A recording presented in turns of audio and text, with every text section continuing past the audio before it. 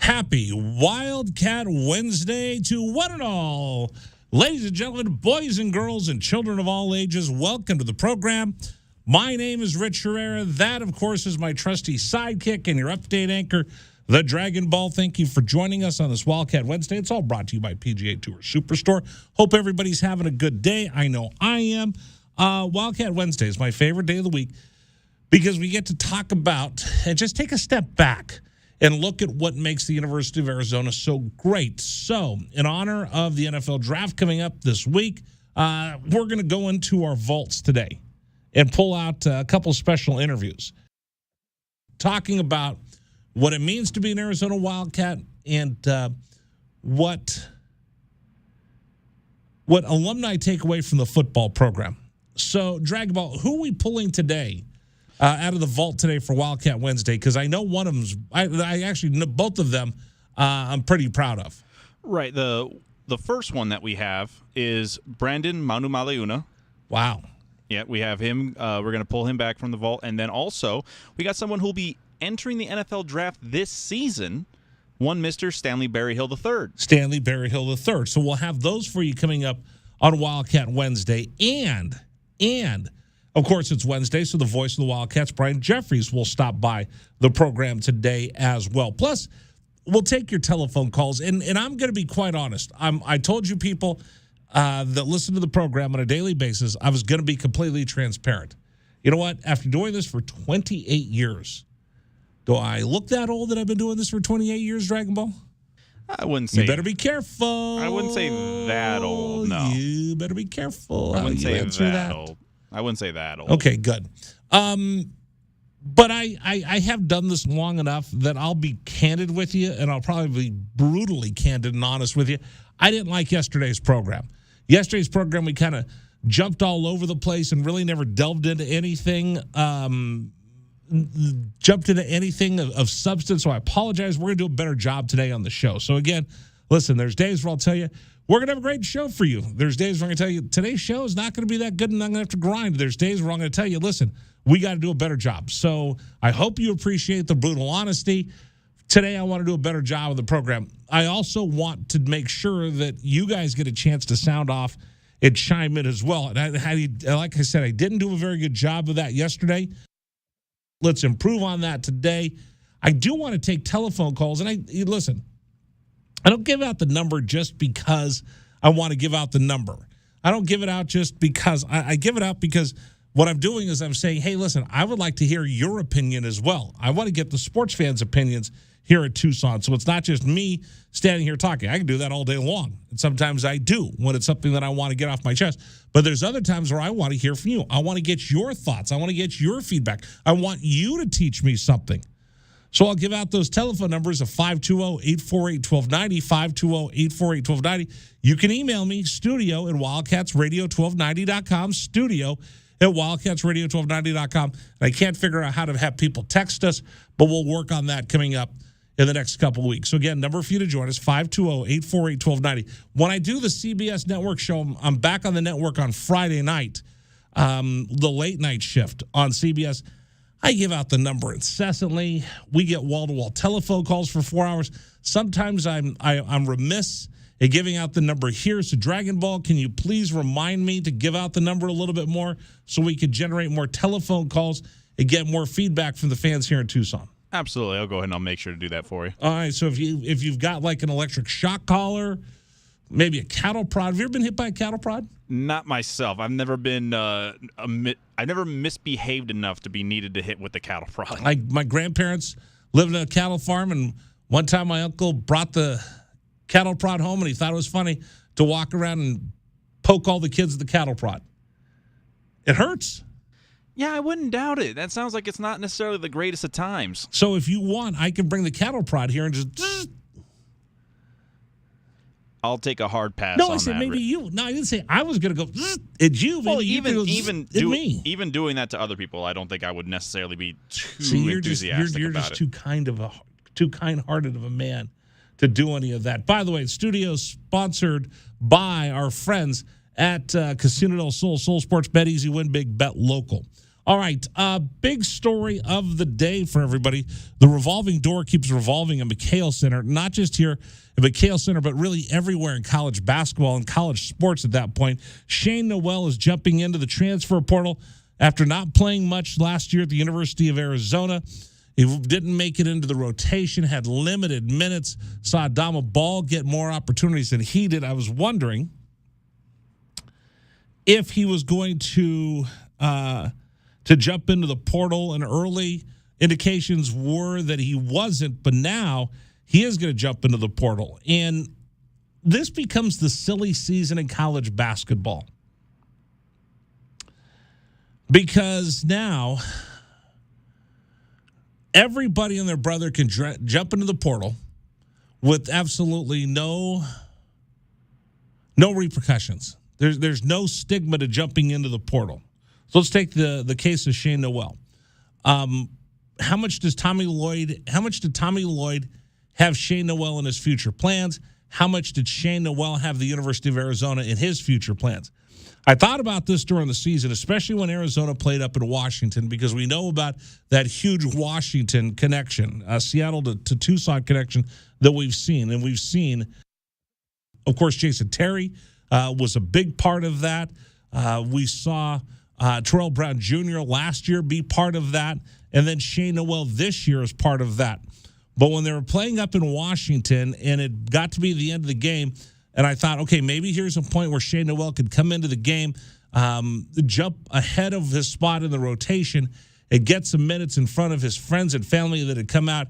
I don't know if he got any playing time or barely just a few seconds in the ball game. That stuck in the back of my head.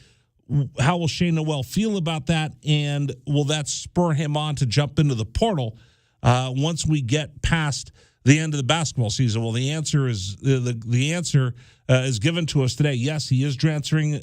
He is jumping into the transfer portal. He will be leaving the University of Arizona, and he will be going somewhere else.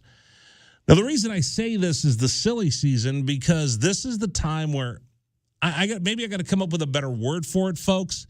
But this is the time of the year, and be prepared for this, because it's not just the University of Arizona that's going through this. Every college coach in America right now is dealing with this. Every college coach in football, in basketball, in women's basketball. Adia Barnes has lost 6 players this year to the transfer portal. The reason it's a silly season is there's a whole bunch of kids that are jumping into the transfer portal, and there's a whole bunch of kids that might not know what's going to be coming on the other side of that portal for them. You see, you could jump into the portal whenever you want, and you get one time to transfer with absolutely no repercussions. You don't have to sit out for a year. You don't have to do anything. You're basically a free agent one time in college basketball.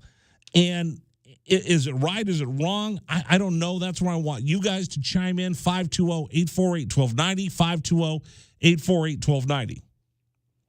But it becomes silly season because every kid who doesn't get their way, every kid who didn't get the minutes that he wanted, has an opportunity to jump. Any kid who might be enticed, like the kid who left that small Christian school to go play quarterback in Washington State, can be enticed with NIL money.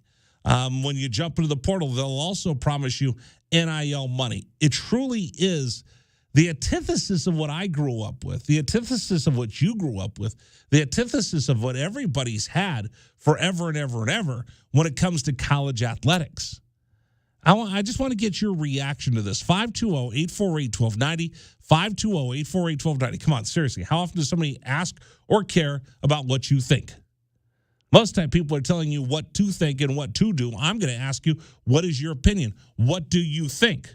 And again, the number for you to join is 520-848-1290. Portal, kids jumping at a moment's notice. Is it good? Is it bad? 520-848-1290. 520-848-1290.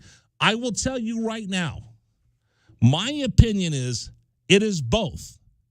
It's a great thing for kids, and it's a great thing for coaches, and it's a great thing for college athletes. It's a great thing for athletics. It's a great thing for boosters. It's a great thing for everybody. But it also has an opportunity one day to be the death of all of us. It's great that kids have these options. It's great that coaches have these options. It's great that schools can rebuild their programs on the fly with older, experienced players. But at what cost? 520-848-1290, 520-848-1290, the number for you to join us. I'm gonna go in a little bit deeper into this coming up here on the program, but I just want to get your thoughts to start with. 520-848-1290. Transfer portal, is it good? Is it bad? Do you love the fact that the University of Arizona is going to be able to rebuild football on the fly? Do you hate the fact that the University of Arizona loses good quality players that aren't going to sit and wait on the bench for a few years for their opportunity to play? I'll explain all of that to you coming up here on the program. Again, 520-848-1290, 520-848-1290. Coming up at the bottom of the hour, Brandon. Manu Maleuna. I could say that. I mean, you could, yeah. Maleuna. Yeah. Yeah, I got it. I know how to say it. You're looking at me because you think I'm going to mispronounce his name. Well, I mean, we did rehearse it for a while there. When he came on, yeah, but now I got it. Brandon Manu Maleuna. You almost got it. Stop it. By the way, we are streaming today on YouTube and Facebook Live at Wildcats 1290. Dragon Ball has been working on his sports update. Yes, we are at the bottom of every hour. We'll get you the best things that are trending both locally and nationally to keep you all up to date on any new changes that are happening in the world of sports. Okay, he's working hard at that. You can also watch him on the Dragon Ball cam while he does it, if you check out our stream. All right, coming up, I'm going to take your telephone calls. Phone lines are starting to jam up right now. 520-848-1290, 520-848-1290. Transfer portal. Here's the bottom line. Kids can leave whenever they want. Coaches can get rid of them whenever they want. Schools can rebuild however they want.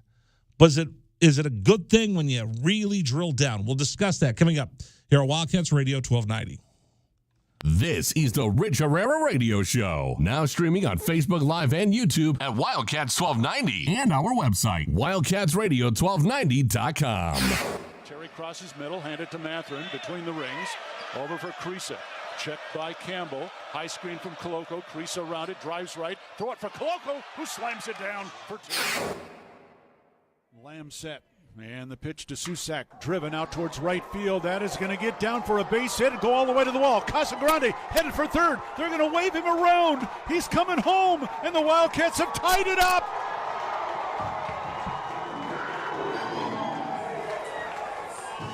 Susak with an RBI double to right center.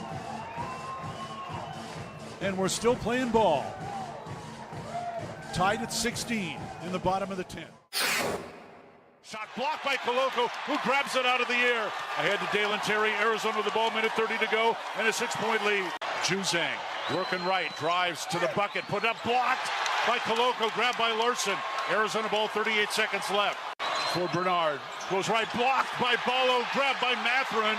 Arizona ball, 22 seconds left. Campbell down for the Bruins, throw it out to Riley. He'll shoot the three, blocked again by Koloko. Ballo grabs it, it's over. Championship to Tucson. Hey, sports fans, it's Rich Herrera. Thank you so much for tuning into our stream. We'll be back in just a bit. Until then, how about some Arizona Wildcat highlights? Fourth down and less than a yard. Trojans will go for it in a tie game. Slovis out of the shotgun.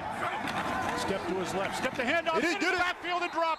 No gain, loss on the play. Cats take over. That's a huge play by Arizona. Explosive play in the backfield that time.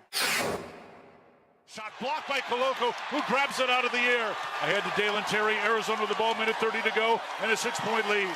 Juzang working right, drives to the bucket, put up, blocked by Koloko, grabbed by Larson. Arizona ball, 38 seconds left. For Bernard, goes right, blocked by Ballo, grabbed by Matherin.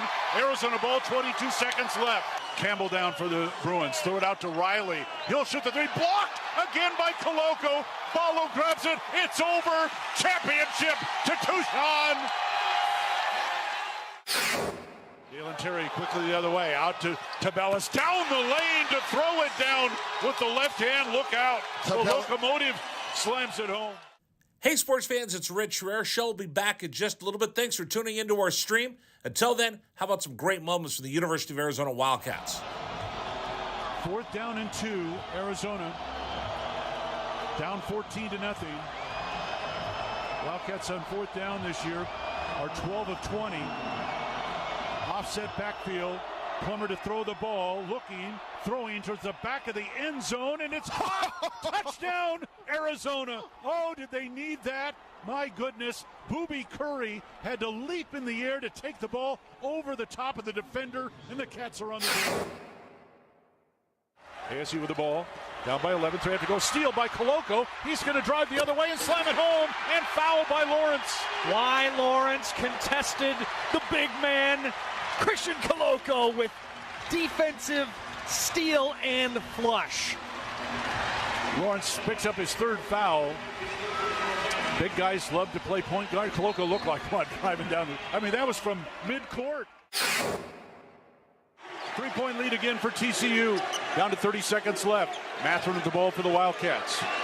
Matherin around a Koloko screen, picked up by Lampkin. Go outside for Koloko. Feed it to Terry, right corner. Terry can't go baseline. Circles back out top to Matherin. 10 to shoot. 16 left in the ballgame. Matherin, 3 balls straight away. Good! That's a tied. Huge shot for Ben Matherin in Arizona. Timeout TCU. This ball game is knotted up. 12.6 seconds to go. Ben Matherin drains a deep 3 from straight away. He's got 24 points, and we're all even. Hey, sports fans, this is Rich Herrera. Thanks so much for tuning into our stream. Back in just a bit. Until then, how about some highlights from the University of Arizona?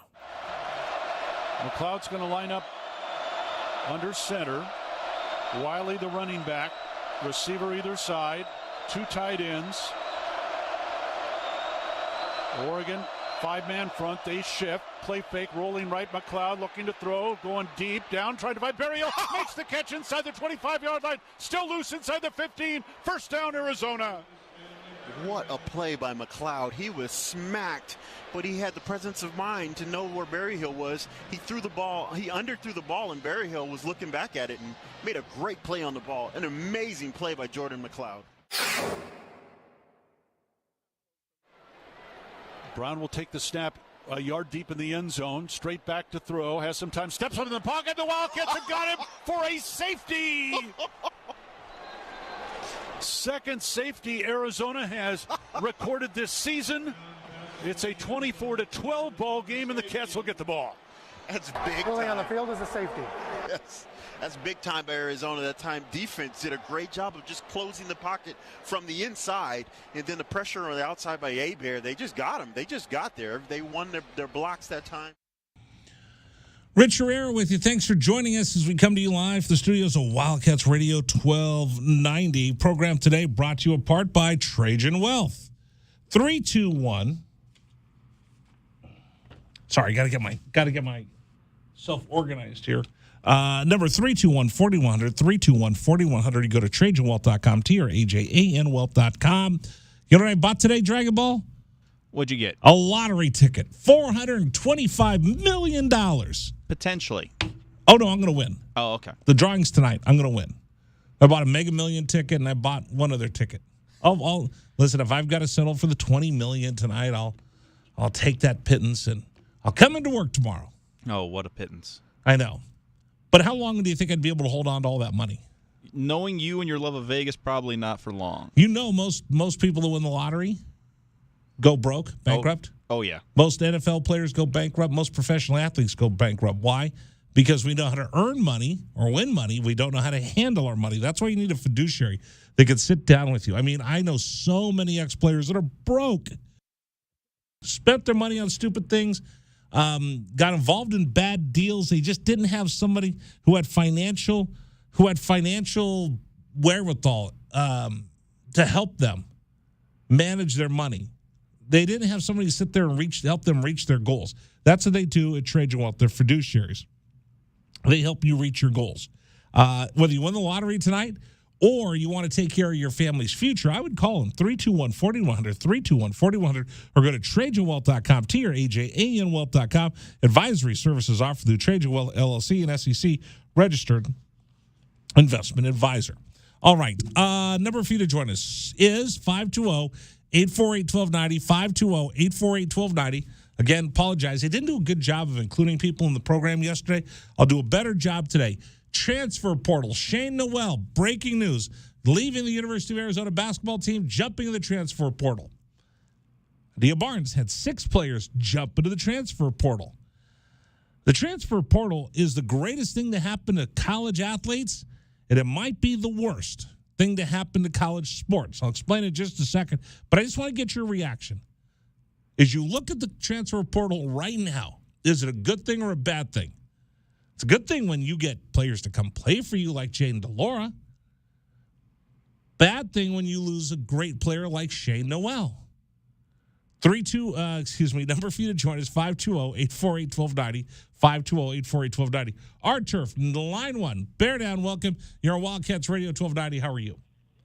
Bear down, Art Turf, former Tuppy Toro. Hello, Dragon Ball. I'm with you, Rich. Yin Yang.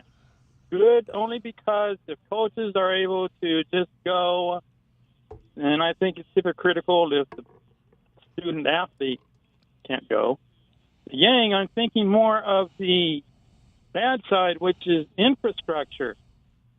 Typically, you think of chemistry in regard to basketball, but there's also chemistry in other sports, so you have to be time-consuming. Like if I'm trying to teach people to do the Tuppy Toro dance, they just can't do it like within 2 minutes. That's just like communication between the pitcher, Caitlin knows pitcher, and the catcher, et cetera, et cetera. Offensive linemen, they have to get used to the quarterback cadence, et cetera, et cetera. So I think the bad side is more worse because you just don't have that opportunity for a time in which to gain chemistry. By the time you're used to that chemistry, one player goes, and then here comes another one. You break up a lot of that. That's a great point. Archer, thank you very much for the call. Bear down. Appreciate it. 520-848-1290, 520-848-8. First day with the new mouth. 520-848-1290. Sorry, David. There goes our perfect broadcast for today. It was going to go eventually. It's better get it out of the way early. It's like giving up that first base hit in the bottom of the first inning. Yeah, you'd rather get it out of the way. Yeah, get it out of the way. So here's my thought on this, because I'm old school, right? David, I think you might be a little old school. There's other people that are new school. I think the greatest thing about sports is it teaches us character. It teaches us how to win gracefully, I hope, how to lose and pick yourself back up, and how to work hard and achieve something that doesn't come to you easy. That's why I always encourage my son to play. Not that I thought or had any illusions that he would go play professionally. I knew that he would learn character traits that would serve him well in life. But we've kind of lost track of all that. I watch youth sports right now, and I know we've lost track of that because I see the way the parents act. They're not out there trying to teach their kid character. They're out there trying to teach their kid to win because they think they're going to get a full ride scholarship and he's going to make it into the professional ranks. It used to be if a kid got run off, it's because he was a bad kid. And coaches have always been able to run kids off. Remember, these are financial aid packages, in-state or in-grant, whatever they call it, and they're good for 1 year and they get renewed. So if coach didn't like you, there's a way that he can run you off. But now the players have all the juice, if not more. And if they decide, listen, I don't want to be a backup for 2 years and wait for an All-American in front of me to graduate, I'm going to bail right now and go somewhere else. Coach isn't playing me the way that I want. I could bail right now. Now, maybe I'm going to be stuck behind 3 of the guys, and we all came here, and those guys jumped ahead of me. I could bail. So there's good things and bad things to it. But the players have all the freedom now to blow off the coaches. And it's funny because you see this all the time. You see this all the time because you've got kids that blow off their coaches all the time. How many kids jump from travel ball to travel ball? How many kids go to 3 different high schools every year? The one thing that this transfer portal has shown us is there is no loyalty. And kids don't have any loyalty anymore. And it's all about them. And very, very, very few are looking about team. And I think if we do that, we're going to lose a little bit of our soul when it comes to sports. 520-848-1290, 520-848-1290. Let me go to Brian on line 1. Brian, bear down. Welcome here on Wildcats Radio 1290. How are you? Fine. How you doing today? Good. I don't care if the kids want to go transfer. That's not a big deal to me. But I think one thing they need to do, the NCAA has just basically screwed this over really bad by not having any controls on it. What they need to do is when a kid decides to go into the transfer portal, which is great, he loses his scholarship automatically. Because what it does, it puts the schools in a hostage situation. They have to do they have to fill that spot? That kid can come back and take his spot back. I've got to get better clarification on that, Brian. If I jump in and I leave, do I automatically need to get to pull my name back out? And I don't think that's the case. I think once you transfer, you're gone. That opens up your slot. That opens up your scholarship to be awarded to somebody else. Yeah, but a lot of times you see kids who go in the transfer portal and come back to that school. But if they do, that's because the coach says, that's okay, I'll let you come back out. Right. But that's the coach's fault then for allowing it to do it. Well, it depends on they're just worried about filling spots. What if it's a really good kid? What if it was, let's say Kirk Carissa. Kirk Carissa jumped to the transfer portal, wasn't sure. Tommy recruited him back out of the transfer portal to stay with the Cats. Right. I think, I don't know if it is true where the kids can't, lose their scholarship automatically when they transfer out, because that should be able to put up to the coach right then that they can go recruit somebody else who wants to be there. Right. I don't know if Noel's just testing like they do in the draft. No, it's different. It's different than testing. It's different than testing and putting your toe in the water, because once you jump back in, the coach doesn't have to necessarily take you, I believe, if I got that correctly. If I got that correct, I think that once you jump in, you leave the program. If the coach wants to let you come back, that's one thing. And we've seen that a couple different times here at the University of Arizona. But I think once you bail, you're done, and then you just become a free agent and you're open recruiting. Right. Well, that's the way, that's probably the way it should be. Right. But the thing that bothers me, though, Brian, the thing that bothers me is, isn't part of sports having camaraderie and a loyalty to your team and your teammates? Well, that's old school. That's not like, look at majors. Look at professional football. Look at basketball, baseball. They're all chasing the almighty dollar. Well, I mean, I get that part. They don't care about loyalty. Maybe I'm just naive. I get that part. Like, I have a lot of friends that are professional athletes. They have 10 years to make as much money as they can because they're going to be retired by the time they're 32. I never begrudge anybody for making as much money as they can. No. But I also think you lose a little bit of yourself. Well, I mean, I could lose myself for $50 million. So if I win the lottery tonight, should I come to work tomorrow? Hell no. You know what, though? I might just come in just to say hi to you. I'd say, I'm out of here. Hey, Brian, thanks for the call. I appreciate it, man. Take care. Okay. All right, that opens up a phone line for you. We'll take more of your calls coming up. 520-848-1290, 520-848-1290, the number for you to join us. All right, it's Wildcat Wednesday. Let's talk a little Wildcat football. Joining us next, we're going to go in the archives. Brandon? Manu Maleuna. I just wanted you to show off Dragon Ball. Dragon Ball also has an update coming up. This is Wildcats Radio 1290.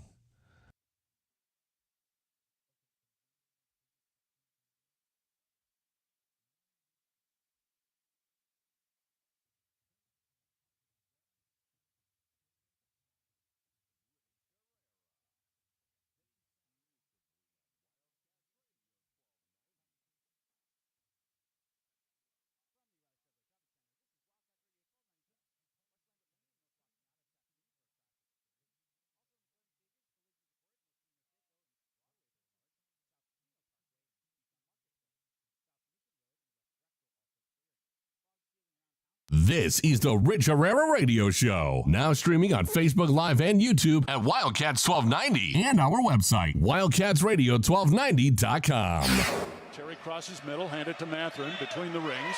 Over for Creasa. Checked by Campbell. High screen from Koloko. Creasa around it, drives right. Throw it for Koloko, who slams it down for two. Lamb set.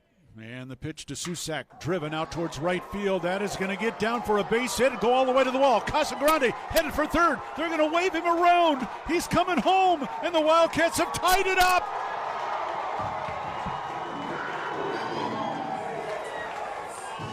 Susak with an RBI double to right center. And we're still playing ball.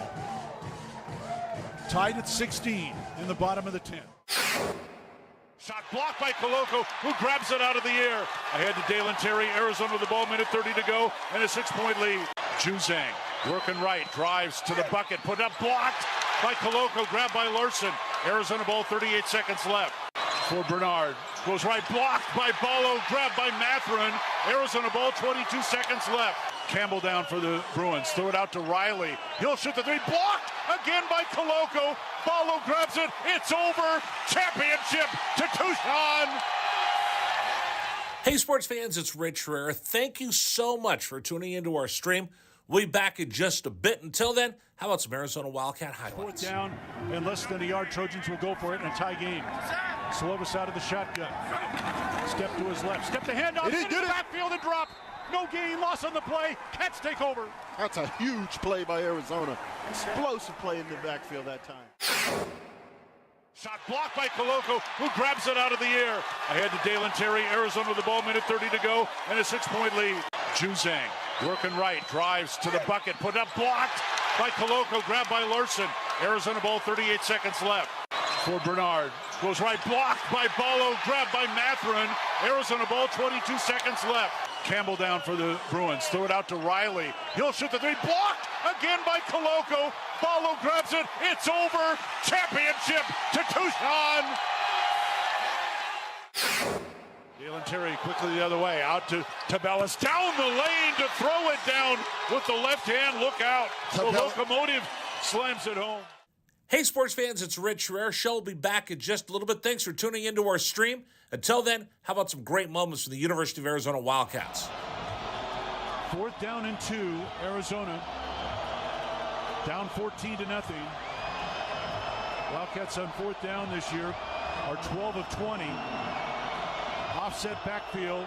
Plummer to throw the ball, looking, throwing towards the back of the end zone, and it's hot! Touchdown, Arizona! Oh, did they need that? My goodness, Booby Curry had to leap in the air to take the ball over the top of the defender, and the Cats are on the field. ASU with the ball, down by 11, 3 have to go, steal by Koloko. He's going to drive the other way and slam it home, and foul by Lawrence. Why Lawrence contested the big man, Christian Koloko, with defensive steal and flush. Lawrence picks up his third foul. Big guys love to play point guard. Koloko looked like one driving down that was from midcourt. 3-point lead again for TCU. Down to 30 seconds left. Matherin with the ball for the Wildcats. Matherin around a Koloko screen, picked up by Lampkin. Go outside for Koloko, feed it to Terry, right corner. Terry can't go baseline, circles back out top to Matherin. 10 to shoot, 16 left in the ballgame. Matherin, 3 balls straight away, good! That's We're tied. a huge shot for Ben Matherin in Arizona. Timeout TCU. This ball game is knotted up. 12.6 seconds to go. Ben Matherin drains a deep 3 from straight away. He's got 24 points, and we're all even. Hey, sports fans, this is Rich Herrera. Thanks so much for tuning into our stream. Back in just a bit. Until then, how about some highlights from the University of Arizona? And this is David Amata. Here is what's trending on 1290 at 3:30. Those that didn't know, the Susak Cousins and the Wildcat Bats came to life against New Mexico State, going 15-5 out in Las Cruces, taking the win over New Mexico State with also a big shot here from OT.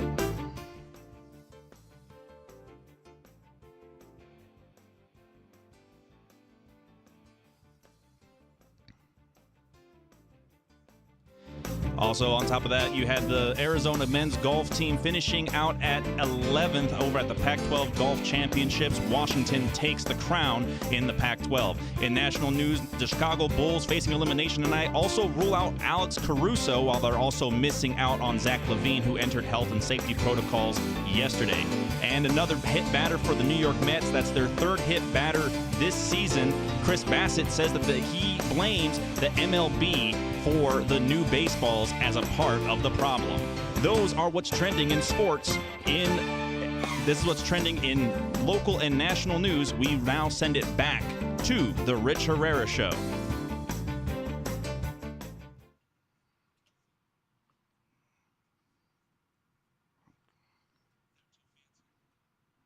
As today we celebrate the tradition of the Arizona Wildcats on Wildcats Radio 1290.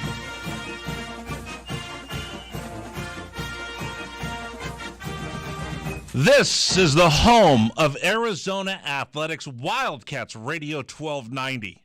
What a glorious day it is. And on Wednesdays, we celebrate what it means to bear down with the men and women that wore that Block A, that represented the city of Tucson at the University of Arizona, and they laid the groundwork for what this university is today. So let's run out to our guest hotline. Joining us right now, one of the all-time greats. He's the pride of Narbonne High School. Brandon Manu Maliuna is joining us here on Wildcats Radio 1290. Brandon, how are you? I'm good. How are you doing? I'm good. Bear down. Thank you so much for joining us. You know, all season long last year, I kept looking at another kid from Narbonne that just was the heart and soul of this Arizona Wildcat team last year in Pandy, who was a beast last night. So, yeah, I mean, when I say Narbonne, I say that with all the greatest respect. Oh, thank you. Now, Pandy was a great player for me in high school, and he carried it over to college, so I was real proud of him. Let's talk a little bit about you and all of this. So, Brandon, the reason we started this we did this right after the Arizona State game of a couple years ago, where the Cats just took one on the chin. And John Fina came on with us the next week, and he reminded us, listen, yeah, we're down and out, but Arizona's blue collar, Arizona's lunch pail, and Arizona has a lot of pride. And it's sometimes with COVID and everything we've been through and taking a beating like that in the state of the football team, people forget what makes this team special. So we started this almost 2 years ago, talking to Arizona Wildcats and reminding people what it means to be a Wildcat. So I'm so honored to have you on the program. Oh, thank you for having me. It's great to be a Wildcat. I felt that way since I stepped on campus as a freshman, and I feel that way 20 years later. Let's talk about let's talk about your journey, your journey that brought you to Tucson. What did you know about Tucson, University of Arizona, or any of this stuff out in the desert when you were a kid growing up? Not much. I knew about Arizona football. So George Malulu, who played quarterback, we grew up in the same area, so I knew of him when he was at Arizona playing quarterback. And then, obviously, the basketball team, I knew about just following them. But besides that, I didn't know too much about Tucson, per se, until I went on my official visit. So tell me about the recruiting process and what brought you to Tucson. What do they tell you about the community? What do they tell you about the program? What do they tell you about the school? And then what did you discover about it when you came down for your visit? You know, the ironic thing about it is because I took my 5 visits coming out of high school, USC, BYU, Colorado, those guys down the road in Phoenix, and then I took one more. I can't even remember the other one. Brandon. Arizona. Brandon, you're awesome, but, man, you would have looked awful wearing that rusted mustard. Oh, well, you know, the funny thing was, so they came, I took my trip, so my trip was a year, they were practicing for the Rose Bowl against Ohio State, so it was Rose Bowl prep, so I was out there during that whole time, and it was a fun time. Obviously, you know, Tempe's a great college town just to hang out and have some fun, but Arizona was one of my, because I went on my trip it was a Christmas break, so it was kind of one of my, I guess you could say, more boring trips because of nobody was on campus at the time. Everybody was at home. And Arizona hadn't gone to a bowl that year. But, you know, it was a testament to the staff and just something I felt being around Coach Tomey, Coach Babers. That was the guy that was the coach that was recruiting me at the time. And just the family atmosphere I felt on campus, even though it was during Christmas break and, you know, a lot of people weren't even in town. It was just something I felt about Tucson.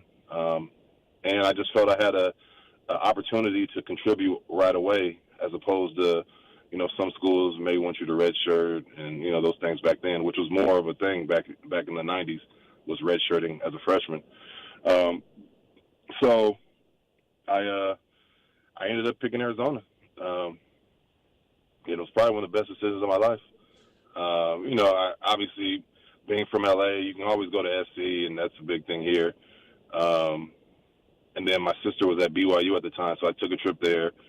But what felt home was being in Tucson at U of A, with a lot of the players that I had got a chance to meet during that time. And then over the next few months, I got a chance to start meeting people.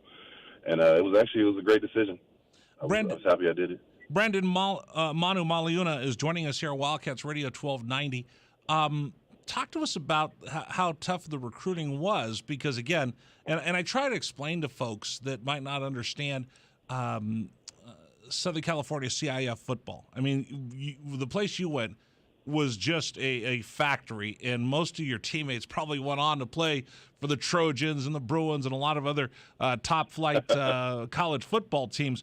Talk to us about that decision, because, you know, again, every kid in Southern California dreams of coming out of the tunnel one day with that white horse running around that track. Yeah, it's pretty tough to look at that or look at the Rose Bowl and thinking of Keith Jackson talking about the San Gabriel Mountains. I mean, what was the reaction when you said, I'm going to Tucson? You know what's funny is so the coach at the time that was recruiting me from SC, I was kind of torn because, you know, SC and I'm from here and the whole nine. But the morning of signing day, and I remember he kind of like went off on me a little bit. It was like, you need to make a decision. We got people waiting on you to decide what you're going to do. And so he kind of goes off on me. And I was just like, well, I guess that kind of made a decision for me. So I was like, Coach, I think I'm going to go to Arizona. And then he kind of made his little comment and then hung up. And what's funny is I ended up running into him. He ended up being the O-line coach for the Tennessee Titans later on and when I was in the NFL. And I ended up running into him. We talked and laughed about it. But, yeah, it was more of a family feeling when it came to the coaching staff then. And they just kind of had me sold with the players there and just the opportunities I would have had to play sooner than later. And I kind of just chose Tucson. Nobody really said anything about it. You know, it was because back then UCLA was kind of more of the team in LA at the time. So, you know, it was more so like, why isn't UCLA recruiting you and all this other stuff? And I was just like, you know, I don't know. But it wasn't really a concern of mine. So I work with Kelvin Efon just about every day because we do the pre- and post-game show for football and basketball, and we get a chance to chat. Okay. And we talk about Coach Kelvin's Tomey. a great player. Oh, yeah, heck of a guy. I learn something from him every day. He talks about Coach Tomey all the time. Talk to me about Coach Tomey and the influence and how you gravitated towards Tucson, and I bet that had to do a lot with Coach Tomey. Oh, it had a huge Coach Tomey had a huge effect on where I went to college. You know, one thing I always knew about Coach Tomey was he came from Hawaii, and he was real big with the Polynesian community, which, you know, it was kind of cool for me to have somebody feel that way about a group of people. And then also just the part I liked about him, for me, was that it didn't matter if you were a star or you were a walk-on. He treated everybody the same, you know. And I really I liked it. And, you know, I felt myself as somebody who was going to come in and contribute, but even still, I just liked the fact that he treated everybody the same. It was the same blue-collar work ethic. You know, he didn't care about the glitz and glamour. He just wanted guys to come, bring their hard hat, and go to work. And, you know, and it kind of reflected in a lot of the Desert Swarm defenses, you know. The way those guys flew around and talked, and just acted, it was just a lot of that had to do with the way Coach Tomey groomed his teams. How did and it was appealing to me. Absolutely. So, Brandon, the Polynesian connection, that pipeline of all the great Polynesian players we've had come here, is that part of Coach Tomey just making it feel like home and making those players feel like, you know what, this isn't Polynesia, this is the middle of the desert, but this is where we belong? Yeah, I just think, a lot of things that people kind of compare the Polynesian culture to was a lot of the things that Coach Tomey kind of gave his team, in the sense that, like, it was a blue-collar team. We really didn't care about who got the credit. We just all wanted to win. And some people may say, like, that's kind of about the Polynesian culture, where we're a quiet group of people. We work hard. It's not about who gets the credit. It's about family and doing things together. And that kind of just encompasses everything that Coach Tomey would teach us, And it wasn't about, certain cultures. We had African-American players, Caucasian players, Hispanic players, whatever the case may be. We all were under that umbrella to work and act to that way, or act accordingly. Was it family? Yeah.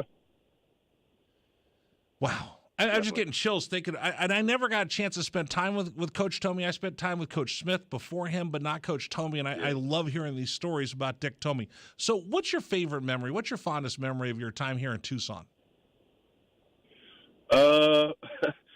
Well, the PG. No, I was just playing. The PG versions.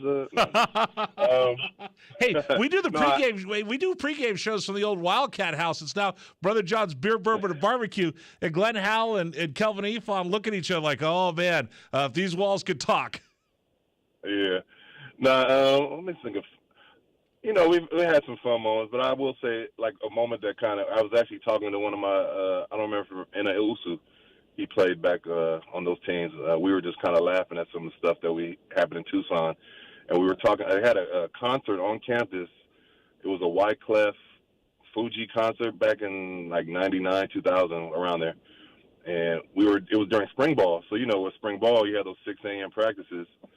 So we go hang out to this concert. We're hanging out with the Fujis and partying and all this stuff. And then like 3 in the morning, I'm like, man, we got practice in the morning. So when we get up, we make it over to practice. We get there on time and everything, and we're just sitting there dying because we've been hanging out all night, didn't get any sleep or anything, but we're just laughing like, man, it's kind of – and then you think about it 20 years later, and it's like, man, those are some of the fun times we had at college, like just roughing it through practice and just so we could go out and have a good time on campus and just, be a regular student.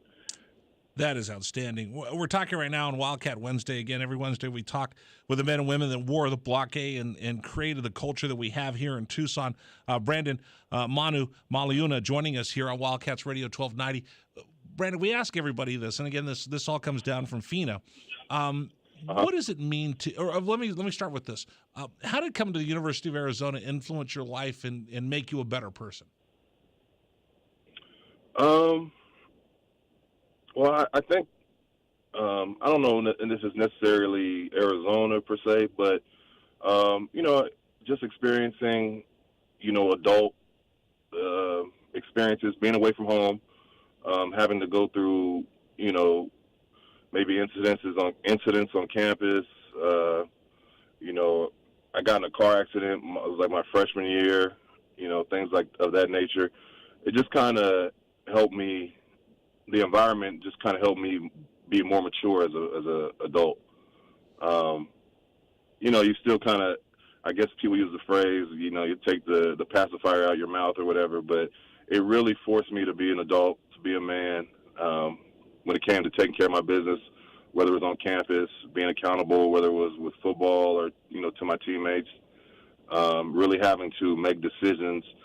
Whereas, I just talked about the story with the concert, not getting any sleep on the practice, but, it was times where they did have concerts and I didn't go out, you know what I mean? So just being more responsible as a person when it came to my craft and, just overall making me grow up probably a lot faster than I would have if I would have stayed in L.A.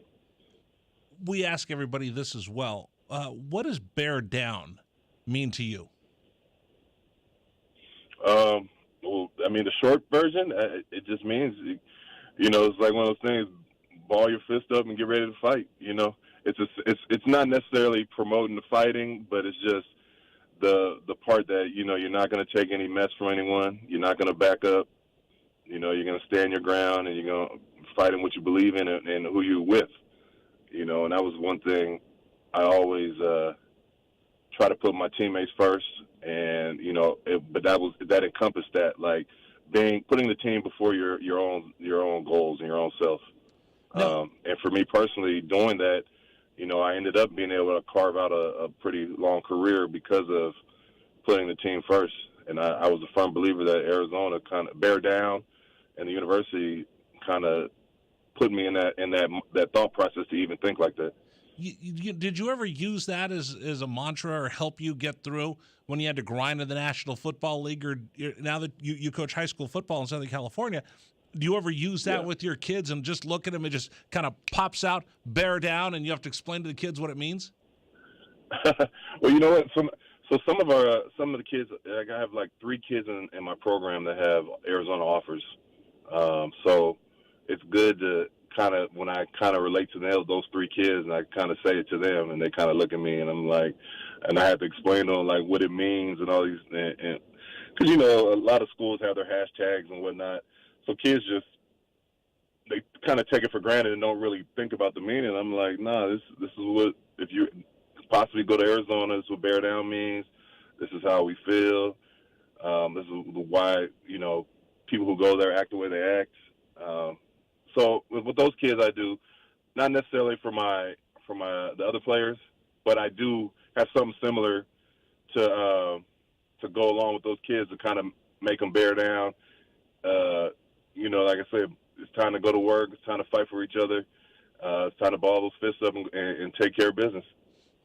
Brandon, let's talk a little bit about high school recruiting, because Jed Fish cast a wide net. It grabbed about everybody that he wanted to get out of Southern California. I talk about the Trinity League all the time here in Tucson. People here probably get tired of me talking about it.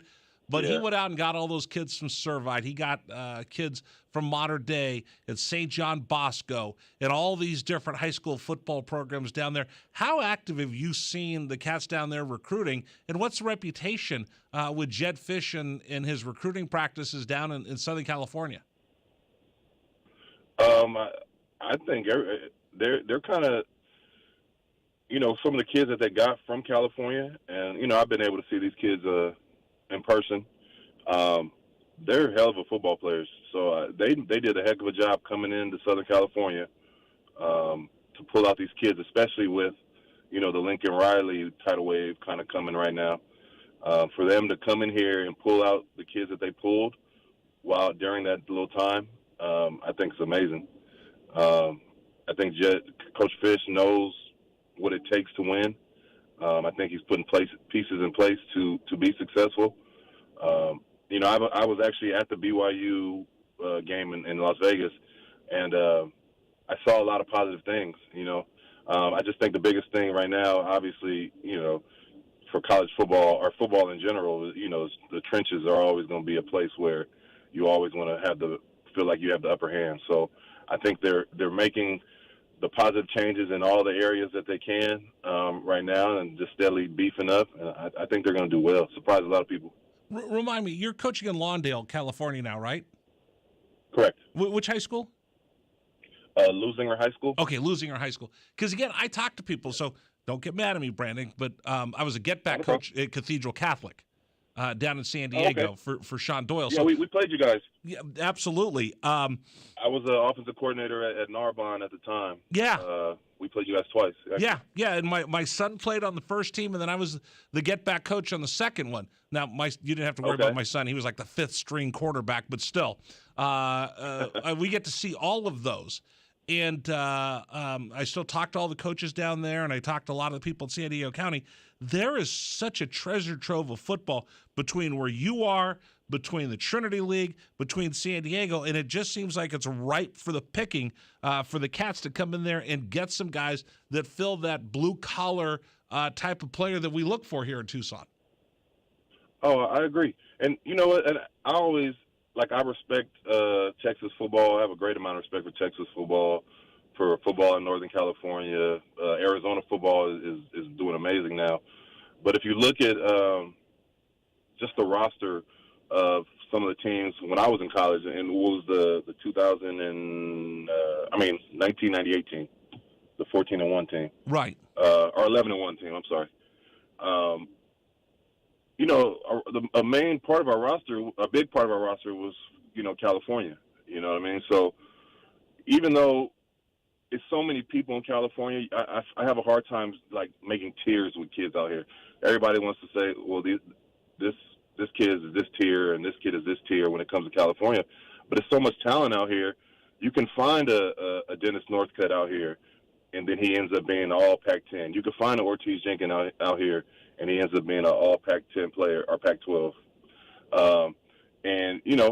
At the time, Dennis wasn't a huge high school recruit, because we actually played against each other in high school. So I knew Dennis very well. He wasn't a super huge high school recruit coming out of high school, even though he was an amazing player.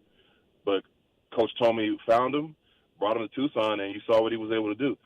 So I think, like you said, the amount of talent from the San Diego County all the way up to almost to the Valley in LA in the Valley is amazing. So I think not only can a lot of schools come down here and actually eat per se, but I think the Cats have upper hand because, it's one of those things where, like for myself, I was from LA, but it was away from home, but I didn't feel like I was going to across the country. You understand what I'm saying? So I think it's ripe for the picking for Coach Fish. I know Coach Nansen does a great job recruiting. Coach Carroll, obviously he knows a lot about recruiting. So I think it's gonna be some good times for the Wildcats. And I was just amazed in all that time that I was in San Diego. I didn't see a lot of Arizona Wildcats. I saw way too many people wearing Sun Devil gear. But now, they're so dialed in. I talked to Brandon Sanders, and I run through the roster of everybody at Helix High School and St. Augustine and Morrison. I mean, he's on top of everybody. I talked to Pow Pow, and he knows sophomores and freshmen coming in by name and everybody. So I just think the recruiting in Southern California is going to pay off not only this class but classes to come. Oh, no, I agree. And once they start seeing a lot of these, like the T-Mac kid, yep, the receiver, the tight end, the Burnett kid, once these kids start contributing as freshmen and people start seeing kind of what Coach Fish's vision, I think the floodgates are going to open, because you don't have to. You can go to SC and deal with the politics of trying to get on the field and kind of some of the hoopla and the stuff with that, or you can go to Arizona, play right away, get coached up, be in a great environment, learn how to play team football, and still go to the league. Don't laugh at me. Don't laugh at me. But I think of your Narbonne team all the time because I remember being there on the sideline. And Narbonne is just they're just beasts. They're just amazing. But I remember some of your kids that already committed to USC. And some of the other schools, and they had hand warmer. There's one kid that had a hand warmer with Cardinal and Gold and had USC on it. And I just remember seeing little things like that from a lot of kids on your team. And I'm like, wow, I wonder if one day we're going to be able to get kids at that level of high school football in the Open Championship, Division I AA, and I'm going to see them as seniors already committed to the University of Arizona, and I might see them with an Arizona towel on their Mater Dei or St. John Bosco or Servite uniform. Oh yeah, well Anthony Pandy was on that team. Yeah, that you were the second year, so he was our outside linebacker on that team. Yep. So I mean, we had well, you know what? I will say this. I think because Coach Fish has a different type of perspective than maybe past coaches, I think we'll start getting more California kids in there. I know Coach Sumlin wasn't real big in California, like I had wanted him to be, or I felt he could have been. Mm-hmm. And kind of the same thing with Coach Rich Rod was in California a little bit more. A little bit. But I think Coach Sumlin, the momentum kind of broke up because when he came in, he was more focused on Texas, which was his area that he was used to. But I think Coach Fish, getting some of the Polynesians to come back, getting some of the skill guys from Los Angeles to come, some of the skill guys in Phoenix, some good players out there, to stay home. To just come up the road. I think it's going to be huge. I think it'll be real huge. Brandon, for me personally, now that I'm on camp, when I go back to campus, just the fact that they have an indoor practice field is enough for me. I'm like, you're like, where was that when I was here, right? I know. All them days out there, I'm dying. I'm just like, man, if they would have had this, I'd have came in a heartbeat. Hey, we only have about 30 seconds. You've been really gracious with your time. One of the last things we ask everybody is, how should Tucson try to support these kids that are coming in right now and playing for the Arizona Wildcats? What do you suggest? The biggest thing is always going to be just support them at the games. I think if you have a chance to take your family, and I don't know how much tickets cost now, but you have a chance to take your family or friends or your girlfriend to a game, go support. Go support the kids. I think, home field advantage is always going to be felt in the stadium on Saturdays. So that's the biggest thing. And then also,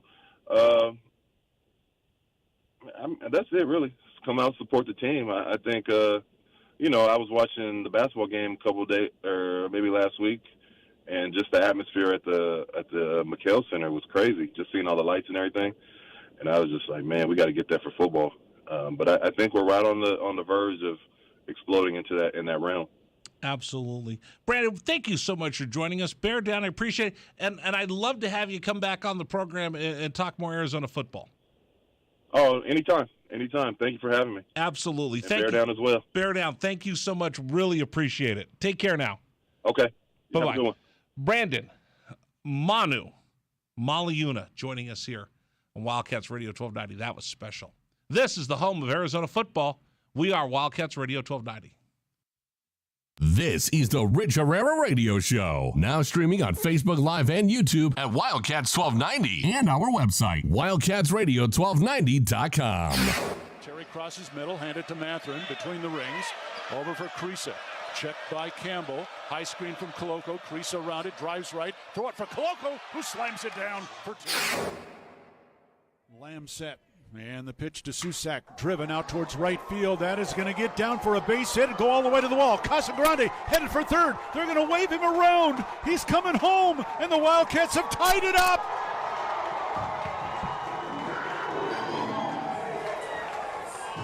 Susak with an RBI double to right center. And we're still playing ball. Tied at 16 in the bottom of the 10th. Shot blocked by Koloko, who grabs it out of the air. Ahead to Dalen Terry, Arizona with the ball, minute 30 to go, and a 6-point lead. Juzang working right, drives to the bucket, put up, blocked by Koloko, grabbed by Larson. Arizona ball, 38 seconds left. For Bernard, goes right, blocked by Ballo, grabbed by Matherin. Arizona ball, 22 seconds left. Campbell down for the Bruins, throw it out to Riley. He'll shoot the three, blocked again by Koloko. Ballo grabs it, it's over. Championship to Tucson. Hey, sports fans, it's Rich Herrera. Thank you so much for tuning into our stream. We'll be back in just a bit. Until then, how about some Arizona Wildcat highlights? Fourth down and less than a yard. Trojans will go for it in a tie game. Slovis out of the shotgun. Step to his left. Step to hand off. Into the backfield and drop. No gain, loss on the play. Cats take over. That's a huge play by Arizona. Explosive play in the backfield that time. Shot blocked by Koloko, who grabs it out of the air. Ahead to Dalen Terry, Arizona with the ball, minute 30 to go, and a 6-point lead. Juzang working right, drives to the bucket, put up, blocked by Koloko, grabbed by Larson. Arizona ball, 38 seconds left. For Bernard, goes right, blocked by Ballo, grabbed by Matherin. Arizona ball, 22 seconds left. Campbell down for the Bruins, throw it out to Riley. He'll shoot the three, blocked again by Koloko. Ballo grabs it, it's over. Championship to Tucson. Dalen Terry quickly the other way, out to Tabellas, down the lane to throw it down with the left hand. Look out. The locomotive slams it home. Hey, sports fans, it's Rich Herrera. Show will be back in just a little bit. Thanks for tuning into our stream. Until then, how about some great moments from the University of Arizona Wildcats? Fourth down and 2, Arizona. Down 14-0. Wildcats on fourth down this year. are 12 of 20. Offset backfield. Plummer to throw the ball, looking, throwing towards the back of the end zone, and it's caught. Touchdown, Arizona. Oh, did they need that? My goodness. Booby Curry had to leap in the air to take the ball over the top of the defender, and the Cats are on the board. ASU with the ball. Down by 11, so they have to go. Steal by Koloko. He's going to drive the other way and slam it home, and foul by Lawrence. Why Lawrence contested the big man, Christian Koloko, with defensive steal and flush. Lawrence picks up his third foul. Big guys love to play point guard. Koloko looked like one driving down. That was from mid-court. 3-point lead again for TCU. Down to 30 seconds left. Matherin with the ball for the Wildcats. Matherin around a Koloko screen, picked up by Lampkin. Go outside for Koloko. Feed it to Terry, right corner. Terry can't go baseline. Circles back out top to Matherin. 10 to shoot. 16 left in the ballgame. Matherin, 3 balls straight away. Good! That's a huge shot for Ben Matherin in Arizona. Timeout TCU. This ball game is knotted up. 12.6 seconds to go. Ben. Thanks for joining us, everybody. Oh, I got bad hat hair on the webcam. Should I put my hat back on? Hey, you can probably leave it off for right now, but I mean, if it's more so the back of the head that you always need to worry about for bad hat hair, because that cowlick is always real bad for me, or at least it would be if I had more hair. Oh no, I had bad head hair. I just got a haircut, but it looked awful, so I just put my hat back on. Right. Thanks for joining us, everybody. Rich Herrera Radio Show. Dragon Ball is going to have a sports update for you in just a moment. Interesting. A big fight today. You mentioned the Mets and the Cardinals. Yeah. With all those 3 hit by pitch, 3 batters hit yesterday. Yeah. Another one hit today, and a big brawl broke out. Yeah, they went ahead. I believe it was in the 8th inning, if I'm not mistaken, where the last hit happened, and just the last hit batter. Yeah, the last hit batter. Hit batsman. Yeah. And that was when everybody decided to go ahead and clear out, have a little bit of a conversation at the very least. No, you know what? There's a couple things to it. Number one is, to all the idiots on Twitter and social media and YouTube that think they know more than the game, you're welcome. Remember last year everybody was complaining that, pitchers were putting foreign substance on their fingers, and the outrage of people like, and I'll name a name, Ben Verlander. Ben Verlander is one that pops off all the time, and I shake my head and I go, whatever, dude. So many people, pitchers with putting sticky stuff. Remember the sticky stuff thing, right? Spider tack. Yeah, spider tack. There was Spider tack was the big one. Spider tack, pine tar was also a big one. No, it was spider tack, because spider tack's a lot tackier than pine tar. Right. I just mean that I think it was there was a Yankees pitcher that got caught with it on his neck. It was very obvious. That was years ago. But that was years and years ago. But they've actually sped past that with something called spider tack, and everybody wanted to make such a big deal of it. Oh, this is the abomination, and get rid of it, and blah blah blah blah blah. There's a lot of times that we see inside these games closer than we really ought to. It's kind of like, I love eating steak. I don't want to watch them slaughter the cow. Yep. Sausage is great. I don't want to see them make it. Baseball's great, but know that if you want to go behind the curtain, you can't get shocked at what you see behind the curtain.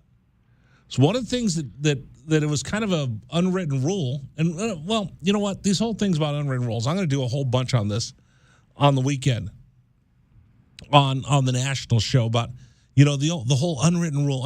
The unwritten rule is how you explain it to people that aren't inside the game.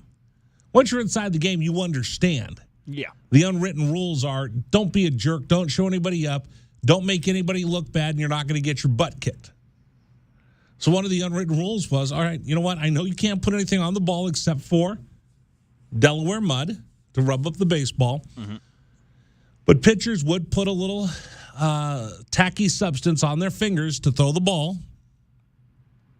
Hitters knew about it. Other teams knew about it. Everybody knew about it. They just didn't say anything about it. They kind of wink, wink, nudge, nudge. The reason being is, I would rather have a pitcher with spider tack on his hand throwing me a nasty curveball that breaks and has no way of staying in the strike zone, but somehow does, and I get a called strike 3, as opposed to a pitcher standing there heaving a tightly woven projectile at me at 100 miles an hour, having no idea where the ball is going to go. Well, at that point, you just might as well go up against a knuckleballer. No, but no. I'm not letting you take me down this rabbit hole like you did yesterday. Knuckleballer's not going to hurt you. Throwing 100, what? What do you mean wincing? A knuckleball, you get hit by a knuckleball, it's not going to hurt you. It depends on where it hits you. If it hits you on like the right on the ball, the ankle, that's still going to hurt, obviously. But it's not going to hurt. It's not going to injure you. It's not going to kill you. Right. A 45-mile-an-hour knuckleball, you laugh at. You catch. 100-mile-an-hour fastball above your shoulders, you wince and get the heck out of the way. Right. Stop it. Don't let him take me down that rabbit hole. But what happens is now, with all these pitchers, they're not putting the tacky stuff. They're not using a spider tack. They're not using pine tar, and they're not controlling the fastball as much as they could. They've also deadened the baseballs because, again, all of you people on social media think you know everything. Oh, all these baseball's a joke because the ball's jumping out, all these home runs, and it's awful for the game. How do you like it now where the ball doesn't get out of the infield and everything that was a home run a year ago is now a warning track out? How do you like that, everybody? When you listen to people, everybody should have a voice. Not everybody deserves a platform. And and for whatever reason, they keep listening to these people that have a platform that they haven't earned, and they say the stupidest thing, and then they knee-jerk react to that. So there you go, baseball. Keep listening to the people that don't understand the inside of the ball game and say stupid things all the time. Keep going ahead, and it'll be your damnation one day. You agree, disagree, 520-848-1290, 520-848-1290. You've heard it. People talking about, oh, look at the unwritten rules of baseball. Oh, they're so stupid. Oh, what am I supposed to do? Stop trying to win? No. What you do in baseball is, it's a grown man's game. It's a bunch of alpha males, right? We've talked about this. Somebody steps up on you, drag ball, I don't think you're necessarily going to throw down with somebody. I'm not going to look for the fight. I'm just going to look for the nearest exit and just ignore it and try to do my best to, try to regress the situation as best as I can. If you're an alpha male and somebody steps up on you, you're going to swing at them. You're not going to back down.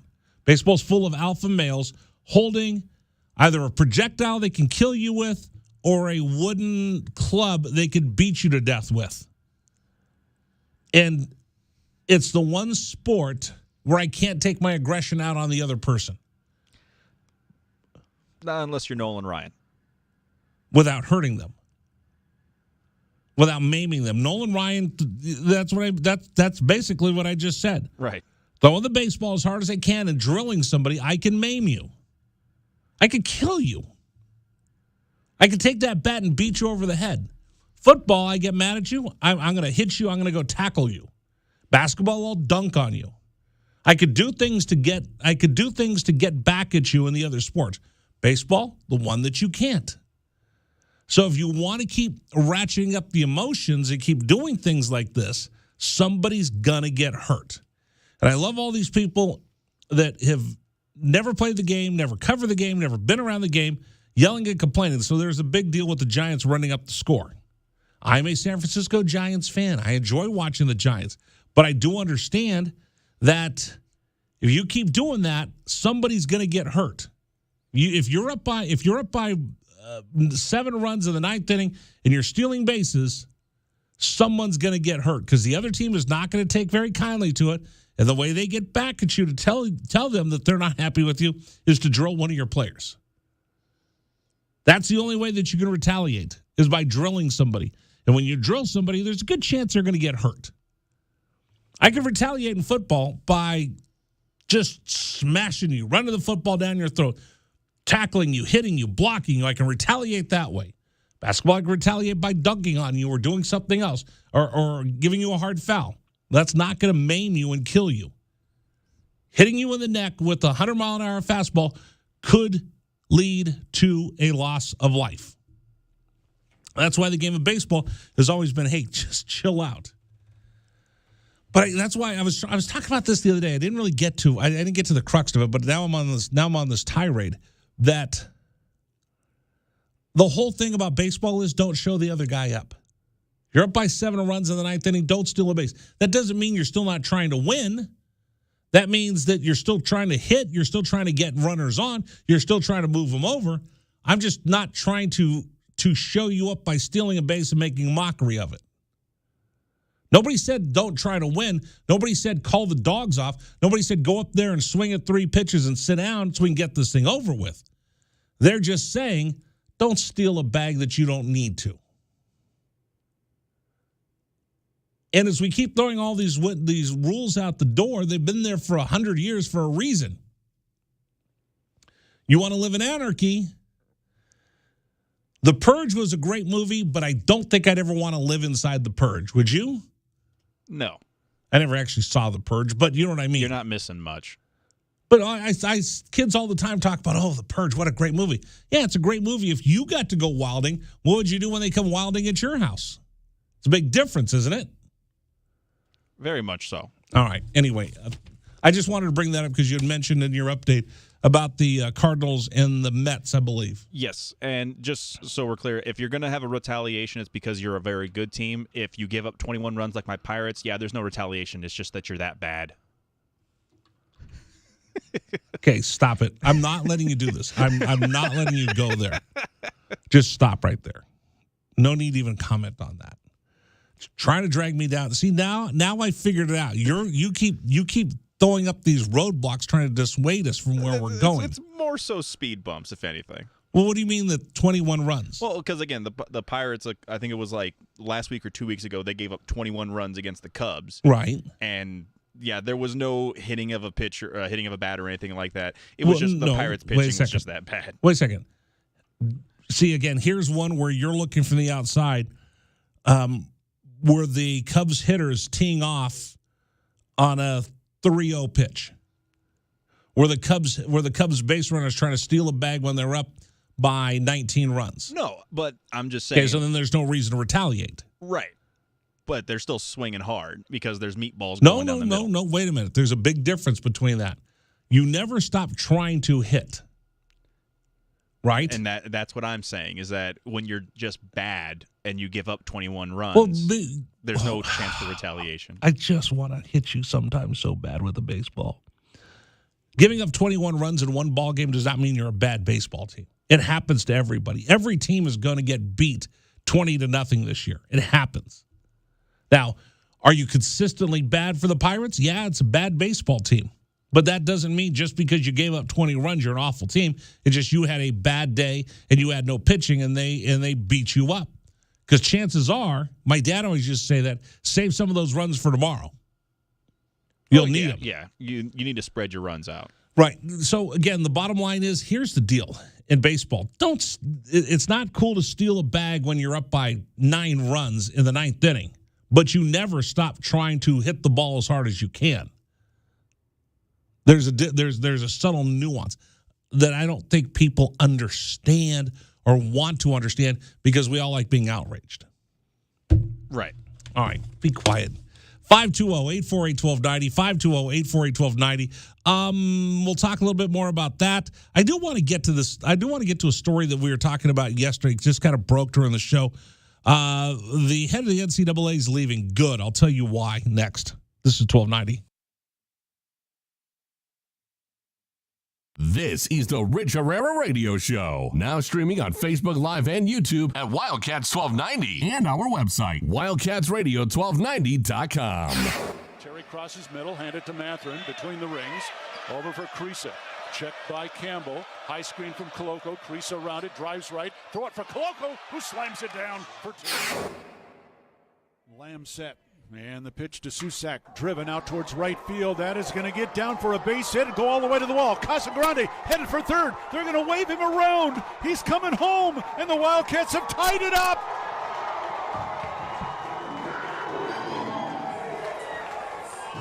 Susak with an RBI double to right center. And we're still playing ball. Tied at 16 in the bottom of the 10th. Shot blocked by Koloko, who grabs it out of the air. Ahead to Dalen Terry, Arizona with the ball, minute 30 to go, and a 6-point lead. Juzang working right, drives to the bucket, put up, blocked by Koloko, grabbed by Larson. Arizona ball, 38 seconds left. For Bernard, goes right, blocked by Ballo, grabbed by Mathurin. Arizona ball, 22 seconds left. Campbell down for the Bruins, throw it out to Riley. He'll shoot the three, blocked again by Koloko. Ballo grabs it, it's over. Championship to Tucson. Hey, sports fans, it's Rich Herrera. Thank you so much for tuning into our stream. We'll be back in just a bit. Until then, how about some Arizona Wildcat highlights? 4th down and less than a yard. Trojans will go for it in a tie game. Slovis out of the shotgun. Step to his left. Step to handoff. It is good. Backfield and drop. No gain. Loss on the play. Cats take over. That's a huge play by Arizona. Explosive play in the backfield that time. Shot blocked by Koloko, who grabs it out of the air. Ahead to Dalen Terry, Arizona with the ball, minute 30 to go, and a 6-point lead. Juzang working right, drives to the bucket, put up, blocked by Koloko, grabbed by Larson. Arizona ball, 38 seconds left. For Bernard, goes right, blocked by Ballo, grabbed by Mathurin. Arizona ball, 22 seconds left. Campbell down for the Bruins, throw it out to Riley. He'll shoot the three, blocked again by Koloko. Ballo grabs it, it's over. Championship to Tucson. Dalen Terry quickly the other way, out to Tabellas, down the lane to throw it down with the left hand. Look out. The locomotive slams it home. Hey, sports fans, it's Rich Herrera. Show will be back in just a little bit. Thanks for tuning into our stream. Until then, how about some great moments for the University of Arizona Wildcats? 4th down and 2, Arizona. Down 14-0. Wildcats on 4th down this year are 12 of 20. Offset backfield. Plummer to throw the ball, looking, throwing towards the back of the end zone, and it's hot! Touchdown, Arizona! Oh, did they need that? My goodness, Booby Curry had to leap in the air to take the ball over the top of the defender, and the Cats are on the board.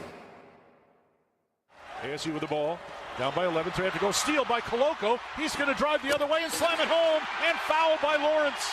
Why Lawrence contested the big man, Christian Koloko, with defensive steal and flush. Lawrence picks up his 3rd foul. Big guys love to play point guard. Koloko looked like one driving down that was from mid-court. 3-point lead again for TCU. Down to 30 seconds left. Mathurin with the ball for the Wildcats. Mathurin around a Koloko screen, picked up by Lampkin. Go outside for Koloko, feed it to Terry, right corner. Terry can't go baseline, circles back out top to Mathurin. 10 to shoot, 16 left in the ballgame. Mathurin, 3 balls straight away, good! That's tied.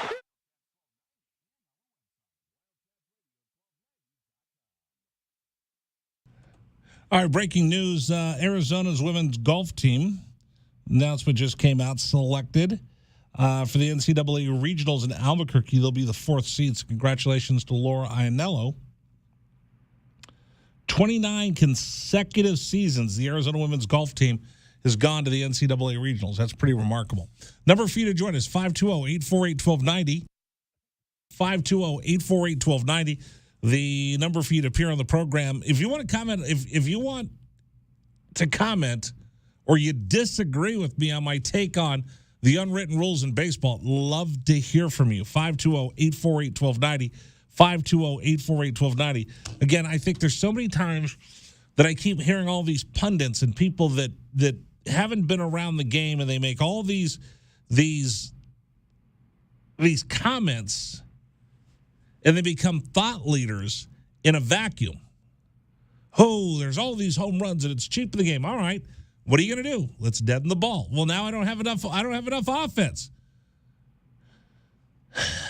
So what do I do now? So now they'll probably take the balls out of the humidor, and then we'll get a bunch of home runs, and then people complain.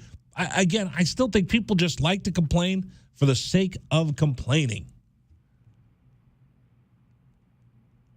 520-848-1290, 520-848-1290. And again, the unwritten rule simply is don't make the other guy look bad, because if you do, you're a poor sport, and more importantly, he's probably going to retaliate against you in not a good way. So there's a reason why we have those rules. And again, some of the people that I like in the game the most are the ones that say, I'm not going to pay attention to the unwritten rules. Okay, do so at your own risk. 520-848-1290. Program today brought to you in part by Trajan Wealth, 321-4100, 321-4100. You go to TrajanWealth.com, TrajanWealth.com. Again, I talk about this a lot because I think it's important, and that's planning for your family's future. One day, something bad's going to happen to you. It is. It's part of life. So when that moment happens, how's your family going to react? Or most importantly, how have you set your family up to react? Will your family be able to carry on without you? Yes. Will they be able to do it as easy as you would like? Well, it depends on how you set things up. You put together a trust for your family. So when your kids have to go figure out what to do with your bank accounts or your house or your assets, your investments, will they be able to access that easily, or are they going to have to go through lawyers and courts and all the rest? My mom and dad did it where they put everything in a trust for us. And boy, has it made everything so easy. So much easier than it could have been. We're able to refinance their house so we can hold on to it. We're able to transfer their cars over. Made it a lot easier because they had the foresight to put their estate into a trust. My dad did it 4 years ago. We made it easier for us when he passed my mom a year ago. When she passed, my brother was able, as the executor of their estate, to handle a lot of things, and it made a painful time in our life very, very a lot easier than it could have been for other friends of mine that have had to go through this. If you want to leave that for your kids, I suggest you call Trajan Wealth today and talk to them about their estate planning services and how you put things in a trust to make it easier for your kids to cope when your time comes. 321-4100, 321-4100, or go to TrajanWealth.com, TrajanWealth.com. Advisory services offered through Trajan Wealth LLC, an SEC-registered investment advisor. Estate planning services offered through Trajan Estates. All right, coming up on the program, I do want to talk about this. Mark Emmerich's leaving the most parasitical organization I've ever seen in my life, the NCAA. What is the NCAA really for right now? I mean, there's a reason why I despise the NCAA, and I figured out what it is. This organization really is parasitical. They're parasites.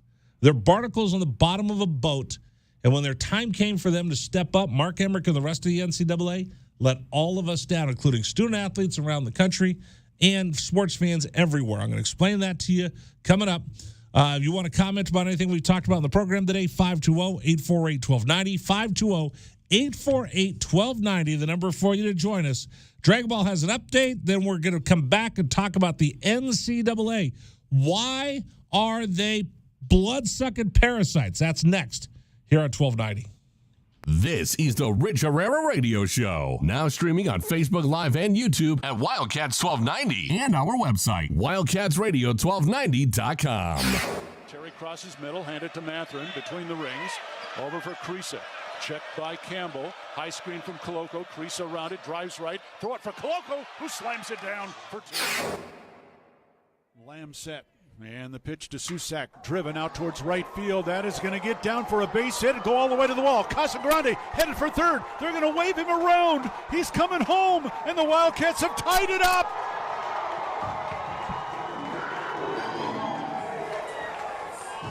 Susak with an RBI double to right center. And we're still playing ball. Tied at 16 in the bottom of the 10th. Shot blocked by Koloko, who grabs it out of the air. Ahead to Dalen Terry, Arizona with the ball, minute 30 to go, and a 6-point lead. Juzang working right, drives to the bucket, put up, blocked by Koloko, grabbed by Larson. Arizona ball, 38 seconds left. For Bernard, goes right, blocked by Bolo, grabbed by Mathurin. Arizona ball, 22 seconds left. Campbell down for the Bruins. Throw it out to Riley. He'll shoot the three. Blocked again by Koloko. Follow grabs it. It's over. Championship to Tucson. Hey, sports fans, it's Rich Herrera. Thank you so much for tuning into our stream. We'll be back in just a bit. Until then, how about some Arizona Wildcat highlights? Fourth down and less than a yard. Trojans will go for it in a tie game. Slovis out of the shotgun. Step to his left. Step the handoff. Into the backfield and drop. No gain. Loss on the play. Cats take over. That's a huge play by Arizona. Explosive play in the backfield that time. Shot blocked by Koloko, who grabs it out of the air. Ahead to Dalen Terry. Arizona with the ball, minute 30 to go, and a 6-point lead. Juzang working right, drives to the bucket, put up, blocked by Koloko, grabbed by Larson. Arizona ball, 38 seconds left. For Bernard, goes right, blocked by Ballo, grabbed by Mathurin. Arizona ball, 22 seconds left. Campbell down for the Bruins. Throw it out to Riley. He'll shoot the three. Blocked again by Koloko. Ballo grabs it. It's over. Championship to Tucson. Dalen Terry quickly the other way. Out to Tabellis. Down the lane to throw it down with the left hand. Look out. The locomotive slams it home. Hey, sports fans, it's Rich Herrera. Show will be back in just a little bit. Thanks for tuning into our stream. Until then, how about some great moments from the University of Arizona Wildcats? Fourth down and 2, Arizona. Down 14-0. Wildcats on fourth down this year are 12 of 20. Offset backfield. Plummer to throw the ball, looking, throwing towards the back of the end zone, and it's caught. Touchdown, Arizona. Oh, did they need that? My goodness. Booby Curry had to leap in the air to take the ball over the top of the defender, and the Cats are on the board. ASU with the ball. Down by 11, so they have to go. Steal by Koloko. He's going to drive the other way and slam it home, and foul by Lawrence. Why Lawrence contested the big man, Christian Koloko, with defensive steal and flush. Lawrence picks up his third foul. Big guys love to play point guard. Koloko looked like what, driving down that was from midcourt. 3-point lead again for TCU. Down to 30 seconds left. Mathurin with the ball for the Wildcats. Mathurin around a Koloko screen, picked up by Lampkin. Go outside for Koloko. Feed it to Terry, right corner. Terry can't go baseline. Circles back out top to Mathurin. 10 to shoot. 16 left in the ballgame. Mathurin, 3 balls straight away. Good! That's We're tied. Huge shot for Ben Mathurin in Arizona. Timeout TCU. This ball game is knotted up. 12.6 seconds to go. Ben Mathurin drains a deep 3 from straight away. He's got 24 points, and we're all even. Hey, sports fans, this is Rich Herrera. Thanks so much for tuning into our stream. Back in just a bit. Until then, how about some highlights from the University of Arizona? McLeod's going to line up under center. Wiley, the running back. Receiver either side. 2 tight ends. Oregon, 5-man front. They shift. Play fake, rolling right. McLeod looking to throw. Going deep, down, trying to find Berrios. Makes the catch inside the 25-yard line. Still and loose this inside is the your 15. Wildcats Radio 1290 update here. This is David Almada giving you what's trending here at 4:30. The Arizona Beach volleyball team will head to the next round of the Pac-12 tournament after they beat the 12th-ranked Cal Bears out in the tournament today. Decides to stay. Nice dig. There's a whistle. And it's a lift, and Arizona outlasts the higher-seeded Cal Bears. Wildcats. And again, the Wildcats will head on to the next round and face another opponent as they continue in the Pac-12 tournament. The Wildcats softball team starts the doubleheader against New Mexico State. Game is tied at 7 going into the bottom of the 4th here. Nationally, Golden State will have to go ahead and go the next week without Andre Iguodala as they take on the Denver Nuggets tonight. Andre Iguodala is listed with a neck injury that will keep him out of play for the next 7 days. And the Suns could be getting Devin Booker back from his hamstring injury. There's reports saying that he is aiming for a Game 6 return from the injury he suffered back earlier in the series. And that's what's trending locally and nationally here on 1290. More with Rich Herrera. This is Wildcats Radio 1290.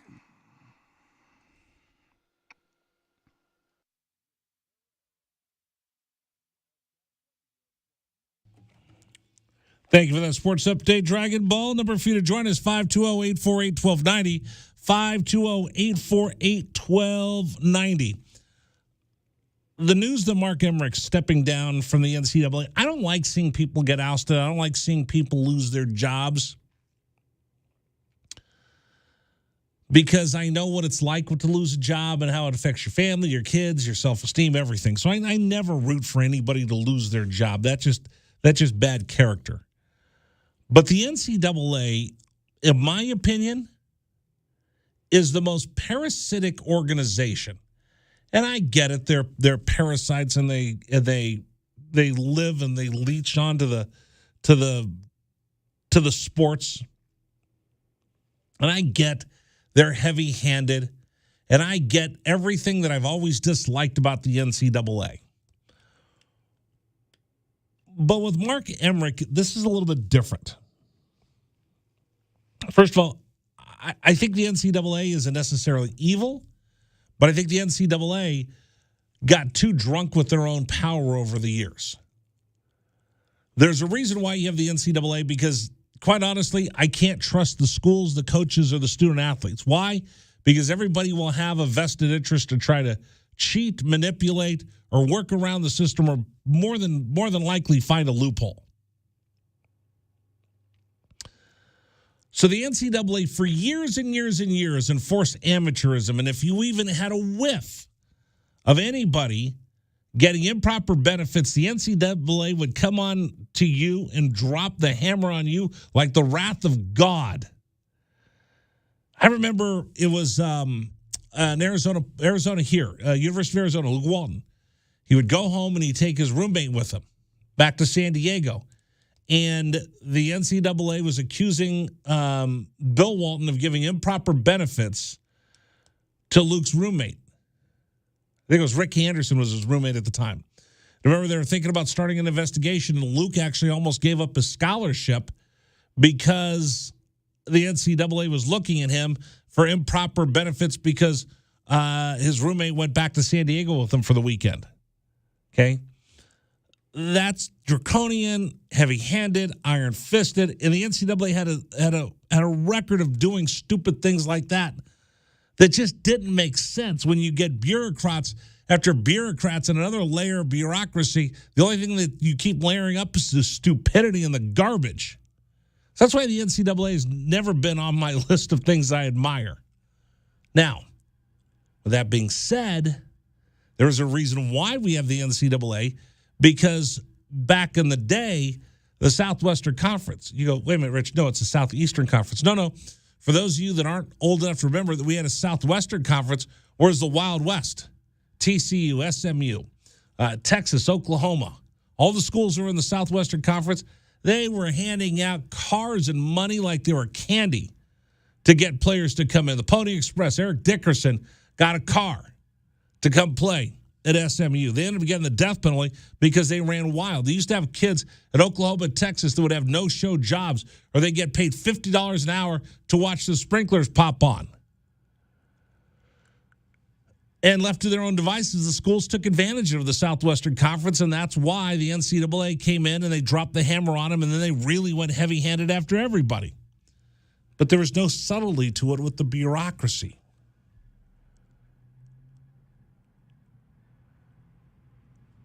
And now, the NCAA, who people have complained about for years and years and years,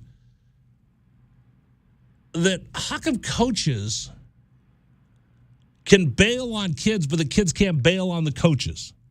Why is it a coach can jump from one job to another, but the kids he recruited for, listen, Dragon Ball, I want you to tell your parents, I'm going to be here to watch you grow up. You come to play here, and what's the matter you? And the What's the Matter You faculty, staff, and coaching staff is going to be here for you for all 4 years to help develop you into the type of young man that I think you could be. We're gonna be here for you. And Mrs. Dragon Ball, Mr. Dragon Ball, we promise we're going to take care of your little boy. He's never going to want for anything. And I'm going to be here for him. He's going to be able to come into my office whenever he wants. He can come into my home. If he gets homesick, he can come to my house and my wife will take care of him and cook him dinner. We promise we're going to watch him go from this 17-year-old to become a man. When he walks out of here, I'm going to shake his hand when he's getting his degree. And that's what I... Hold on just a second. Hello? Notre Dame? Sure, this is Coach. You want me to come coach your team? Oh, hell yeah, I will. Hey, deuces, everybody. Bye, Felicia. I'm out. Excuse me, but what about me? I just signed to come to What's the Matter You. Sorry, sucker. You're stuck here for 4 years. I'm going to South Bend, Indiana. Good luck.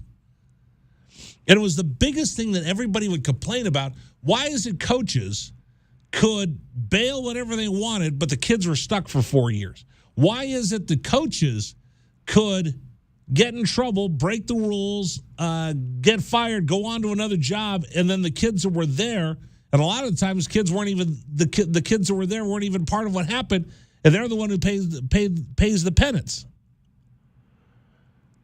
So the NCAA has been so overwhelmingly heavy-handed for so many years. Now finally the dam broke. Ed O'Bannon sues the NCAA because they used his likeness in a video game, and it cracked and it put a fissure in the foundation of the NCAA. And all of a sudden, because of that lawsuit, we're going to have NIL. We're going to have the portal opening back up. Now we're going to be able to transfer however we want, whenever we want. We're going to let you go whenever we want. One time you could transfer from any school to another. Then when it comes to NIL, well, NCAA, you're the one who's always have that hammer about whether kids can get paid or not, or whether it's improper benefits for a booster to see a kid at McDonald's and buy him a hamburger. And because you had these draconian rules all the time, finally, everybody says, enough is enough. We need to change these. So what did the NCAA do? They turned tail and ran. And when it came to NIL, they said, you know what? We'll let Congress take it over. You know what? Congress, the United States Congress, the ones who are supposed to run the government, run the United States of America, you guys take care of this. You guys handle this. Folks, there's only one institution that people have less faith in than the NCAA, and that's the United States Congress. And what has Congress done? Absolutely nothing. So as I watch Mark Emmert walking out the door from this parasitical organization, I just shake my head. I just shake my head because they enforce draconian rules, way over the top rules.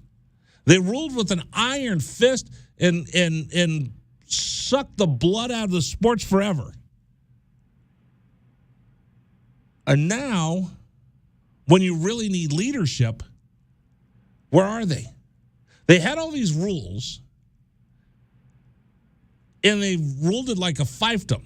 Now the fiefdom is opened back up, and you're looking for leadership. Where's Mark Emmert in the NCAA? Nowhere to be found. And they leave it for everybody else to take care of. That's the tragedy of all this. That's the thing that just irritates me to no end. The NCAA, the National Collegiate Athletic Association, they were supposed to be the good guys, the white hats. They were supposed to be the ones that kept everything on the up and up. They were supposed to be the leaders in all of this. When it really came time for leadership, you know what they did? I'm out.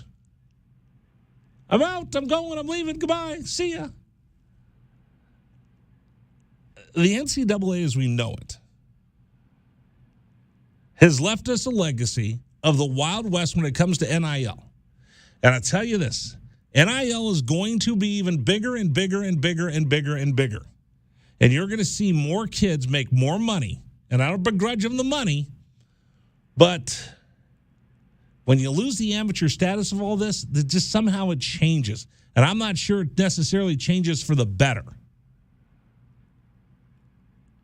I want to get your thoughts. 520-848-1290. 520-848-1290, the number for you to join us. Does anybody have anything nice to say about the NCAA? Or is it the most hated institution in America today? It's bureaucracy. It's everything we hate about institution. It's bureaucracy without accountability, layered with more bureaucracy, high-minded standards they never live up to, and then a little bit more hypocrisy on top of that. It's a big pile of a dumpster fire. 520-848-1290, 520-848-1290. I'm just wondering, is there one person in town listening to us today, whether it's on Facebook Live, YouTube, on our website, wildcatsradio1290.com, on the app. There's 10 different ways to hear this show.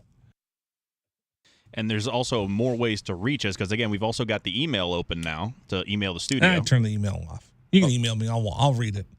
Studio at wildcatsradio1290.com. Should I look at the emails? I didn't even open it up yet. I had it open. Nobody emailed, so I closed it back down again. I'll look.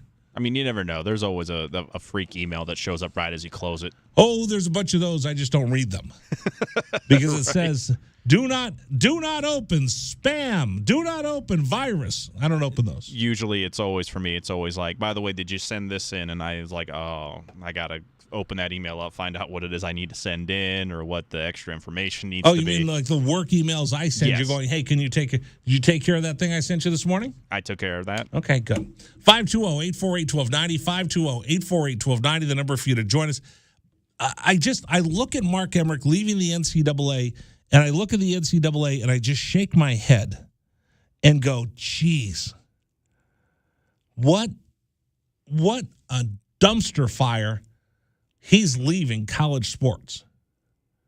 I don't think the NCAA survives into 2022. The NCAA is dead within 5 years, as we know it today.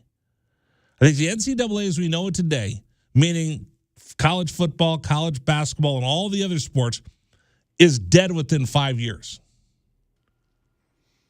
I foresee Power 5 breaking off, having their own football arrangement. And when that happens, what happens to all the rest of the football programs around the country as well?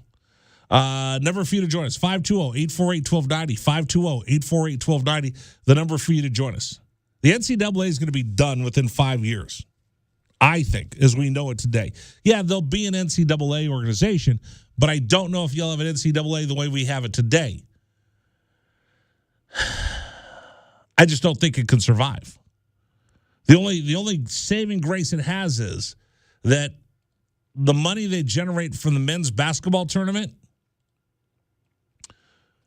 might force or entice some of the schools that would love to break off and have their own football organization.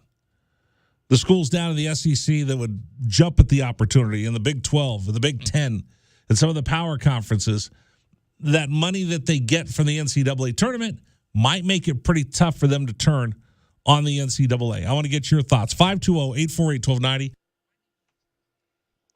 520-848-1290, the number for you to join us here on the program. By the way, Friday afternoon, we're going to the road. Did I tell you that, Dragon Ball? No, this is the first time. Friday, we're going to the road. Arizona takes on Nevada at High Corbett Field. Yes. We're also going to try to stream the show live from High Corbett for the very first time, taking the stream outside of the friendly confines of this radio studio. Do we have cables long enough to reach that? We're going to try. I'm bringing a whole team out there because this is kind of, we're beta testing. Oh, by the way, when is Cinco de Mayo? That would be the 5th of May. Yeah. Cinco de Mayo are a week from tomorrow. Here's what I want you to do. Here's what I want you to do. I want you to put on Mets uniform and batting helmet. I want you to get in the box and put on a Cardinal helmet, and I'm going to drill you. Yeah, that's my dad's team, so that would not be that hard for me to do. But just to answer your stop. question, it's a week from tomorrow. So it's Thursday. Yes. It's a week from tomorrow. Yes. We are going to be live out on the road for Cinco de Mayo. I'll tell you where coming up in the program. But make your plans to join me for Cinco de Mayo, otherwise known as Los Richies Day. Yeah, it's my holiday. Yeah, that's a big day for you. Oh, it's a big drinking day for me. So we'll be out on the road on Cinco de Mayo. I'll tell you where in just a bit as we confirm all this up. But that's going to be a big time day for us, being out there for Cinco de Mayo. So make your plans to join us for Cinco de Mayo. Friday, we're going to be at High Corbett for the Cats and the Nevada Wolfpack. Actually, we're on the air with them Thursday, Friday, against Nevada, I should say. Thursday, Friday, Saturday, Sunday. Yeah, because it's a four-game series. And then the final midweek game for Arizona baseball is next Tuesday against GCU. So Nevada, 4 games. Tuesday, single game against TCU.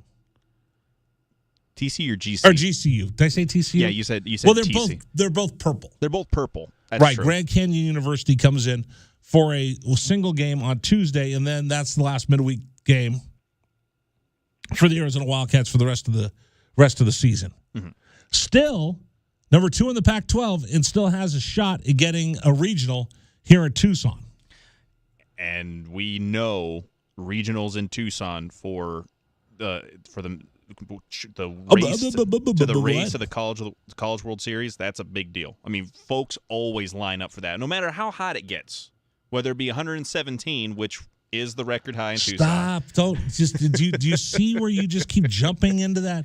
You keep jumping into that abyss. No, I just want to make sure that I rectify that was a mistake yesterday. You know, I didn't have a great show either, Rich. I want to make sure we apologize for the mistakes and the misleading.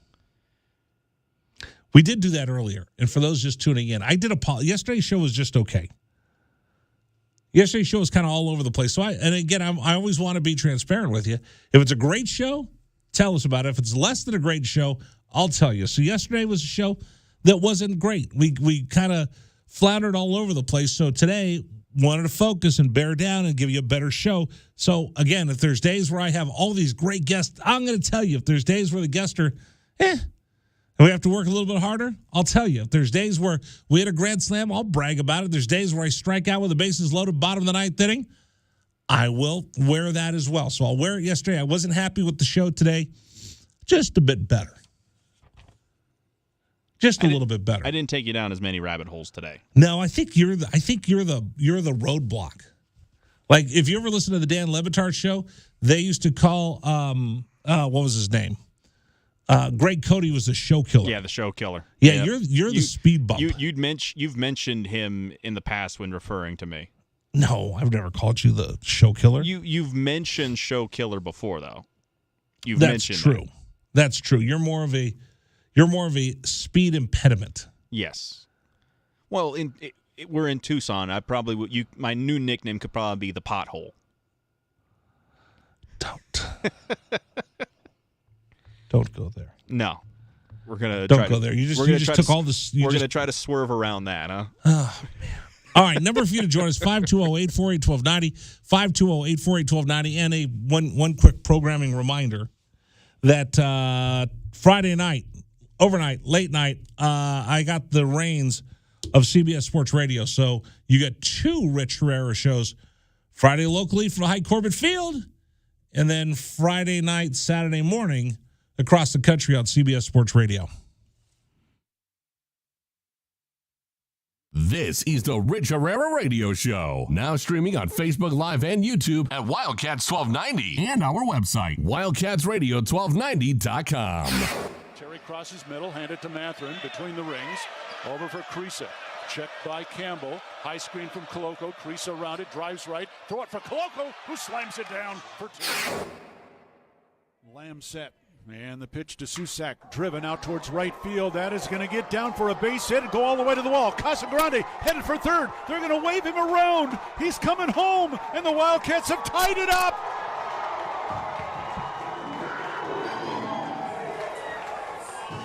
Susak with an RBI double to right center. And we're still playing ball. Tied at 16 in the bottom of the 10th. Shot blocked by Coloco, who grabs it out of the air. Ahead to Dalen Terry, Arizona with the ball, minute 30 to go, and a 6-point lead. Juzang working right, drives to the bucket, put up, blocked by Coloco, grabbed by Larson. Arizona ball, 38 seconds left. For Bernard, goes right, blocked by Ballo, grabbed by Matherin. Arizona ball, 22 seconds left. Campbell down for the Bruins, throw it out to Riley. He'll shoot the 3, blocked again by Coloco. Ballo grabs it, it's over. Championship to Tucson. Hey, sports fans, it's Rich Herrera. Thank you so much for tuning into our stream. We'll be back in just a bit. Until then, how about some Arizona Wildcat highlights? Fourth down and less than a yard. Trojans will go for it in a tie game. Slovis out of the shotgun. Step to his left. Step to handoff. It is good. Backfield and drop. No gain. Loss on the play. Cats take over. That's a huge play by Arizona. Explosive play in the backfield that time. Shot blocked by Koloko, who grabs it out of the air. Ahead to Dalen Terry. Arizona with the ball, minute 30 to go, and a 6-point lead. Juzang working right, drives to the bucket, put up, blocked by Koloko, grabbed by Larson. Arizona ball, 38 seconds left. For Bernard, goes right, blocked by Ballo, grabbed by Matherin. Arizona ball, 22 seconds left. Campbell down for the Bruins, throw it out to Riley. He'll shoot the three, blocked again by Koloko. Ballo grabs it, it's over. Championship to Tucson. Dalen Terry quickly the other way, out to Tabellas, down the lane to throw it down with the left hand. Look out, the locomotive slams it home. Hey, sports fans, it's Rich Herrera. Show will be back in just a little bit. Thanks for tuning into our stream. Until then, how about some great moments for the University of Arizona Wildcats? Fourth down and 2, Arizona. Down 14-0. Wildcats on fourth down this year are 12 of 20. Offset backfield. Plummer to throw the ball, looking, throwing towards the back of the end zone, and it's hot! Touchdown, Arizona! Oh, did they need that? My goodness, Booby Curry had to leap in the air to take the ball over the top of the defender, and the Cats are on the board. ASU with the ball, down by 11, 3 have to go. Steal by Koloko. He's going to drive the other way and slam it home, and foul by Lawrence. Why Lawrence contested the big man, Christian Koloko, with defensive steal and flush. Lawrence picks up his third foul. Big guys love to play point guard. Koloko looked like one driving down the... I mean, that was from mid-court. 3-point lead again for TCU. Down to 30 seconds left. Matherin with the ball for the Wildcats. Matherin around a Koloko screen, picked up by Lampkin. Go outside for Koloko. Feed it to Terry, right corner. Terry can't go baseline. Circles back out top to Matherin. 10 to shoot. 16 left in the ballgame. Matherin, 3 balls straight away. Good! That's We're tied. a huge shot for Ben Matherin in Arizona. Timeout TCU. This ball game is knotted up. 12.6 seconds to go. Ben Matherin drains a deep 3 from straight away. He's got 24 points, and we're all even. Hey, sports fans, this is Rich Herrera. Thanks so much for tuning into our stream. Back in just a bit. Until then, how about some highlights from the University of Arizona? McLeod's going to line up under center. Wiley, the running back. Receiver either side. 2 tight ends. Oregon, 5-man front. They shift. Play fake, rolling right. McLeod looking to throw. Going deep. Down. Trying to find Berryhill. Makes the catch inside the 25-yard line. Still loose inside the 15. First down, Arizona. What a play by McLeod. He was smacked, but he had the presence of mind to know where Berryhill was. He threw the ball. He underthrew the ball, and Berryhill was looking back at it and made a great play on the ball. An amazing play by Jordan McLeod. Brown will take the snap a yard deep in the end zone. Straight back to throw. Has some time. Steps out of the pocket. The Wildcats have got him for a safety.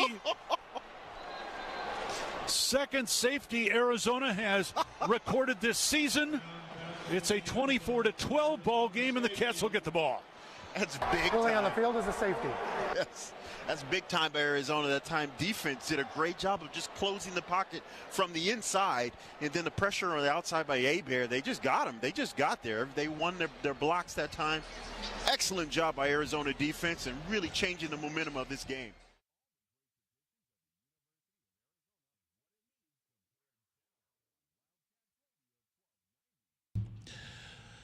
We continue with you here on Wildcats Radio 1290. Coming up, Wildcat Wednesday.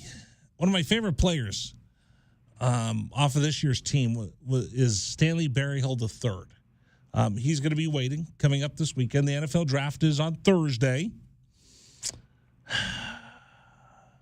Will he get taken to the draft? Will he sign as a free agent?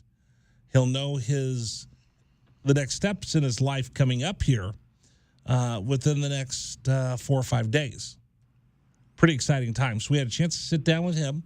I think he's been the youngest member of the Arizona contingent that have joined us on the program, that have worn a Block A. So I wanted to play that for you as he gets ready for the phone to ring and to find out where he'll be coming up by the end of the weekend. Will he sign as a free agent? Will he get a chance to be called in the NFL draft? Where will he end up? And a lot of times it's better to be an undrafted free agent, believe it or not, than to be drafted into a team that might not need you, or they're just filling out their roster, or, David, there's an ugly term for it, but it's called camp meet. You know what that is? Yeah. You know what camp meet is? Well, besides the guys that are pretty much instructed to carry everybody else's pads, No, they're that's the one. not camp meet. Well, no, but in the end, all rookies do that. Yeah. Whether you're a number one draft pick or not, right? You all have to do it. Like, was it Baker Mayfield or who was it when they showed HBO Hard Knocks? No, was it Mayfield or was it Jared Goff? Might have been Jared Goff. No, it was Baker Mayfield where he had to go to Costco or Sam's Club or something to buy all the snacks for the quarterbacks. Yeah. And then one had to rent an RV for them to take naps in. Yep. That's the hazing that goes on at camp. Like you have to stand up and sing your school fight song. Yeah. That goes on at camp. Well, sometimes it's a fight song. Sometimes it's a karaoke song of the veteran's choice. Well, that's for the talent show. Right. But at lunch or dinner at team meals, they can just say, hey, rookie, stand up and sing your fight song. You got to stand on your stool in the lunchroom and sing in front of everybody. The one that you're talking about is a talent show that the rookies have to put on for the veterans. Mm-hmm. That's where they do the impersonations, or if somebody could sing or something like that. Right. No, camp meet is something that nobody wants to be. So what do you do at camp? Well, you go through all the drills. You end up trying to go ahead and compete against somebody else and things like that. Camp. I'm sorry. I keep asking you the question. Camp meet is a guy that's just brought in for us to beat the heck out of so we don't beat up our starters. So if your camp meet, you're going to go room with the best defensive lineman on the team. You want to know why? Because you're going to be the first guy to get cut, and that way he gets his own room. So if you're walking in as an undrafted free agent, if you're walking in as a rookie and they put you with a superstar, like, this is the greatest thing in the world, I'm going to room with Tom Brady. You know why you're rooming with Tom Brady? Yeah, because you're not going to be there very long, right. son. Just keep the gear in the garbage bag there, because you're going to be eventually handing it up here pretty soon. So, especially for the lineman position, going up against, give me a great Ndamukong Suh. Oh yeah, no, right? Yeah. Am I going to have my prize top draft pick go up against Ndamukong Suh every day? No, because Ndamukong Suh is going to beat the crap out of him. Mm-hmm. So who am I going to have go against him? Undrafted, free agent rookie, Dragon Ball is going to go up against him every day, because if you get hurt, I don't care, because I'm going to cut you anyway. Okay, so am I going up against Sue, or am I going up against the top offensive line prospect? No, you're going up against Sue. Oh, no.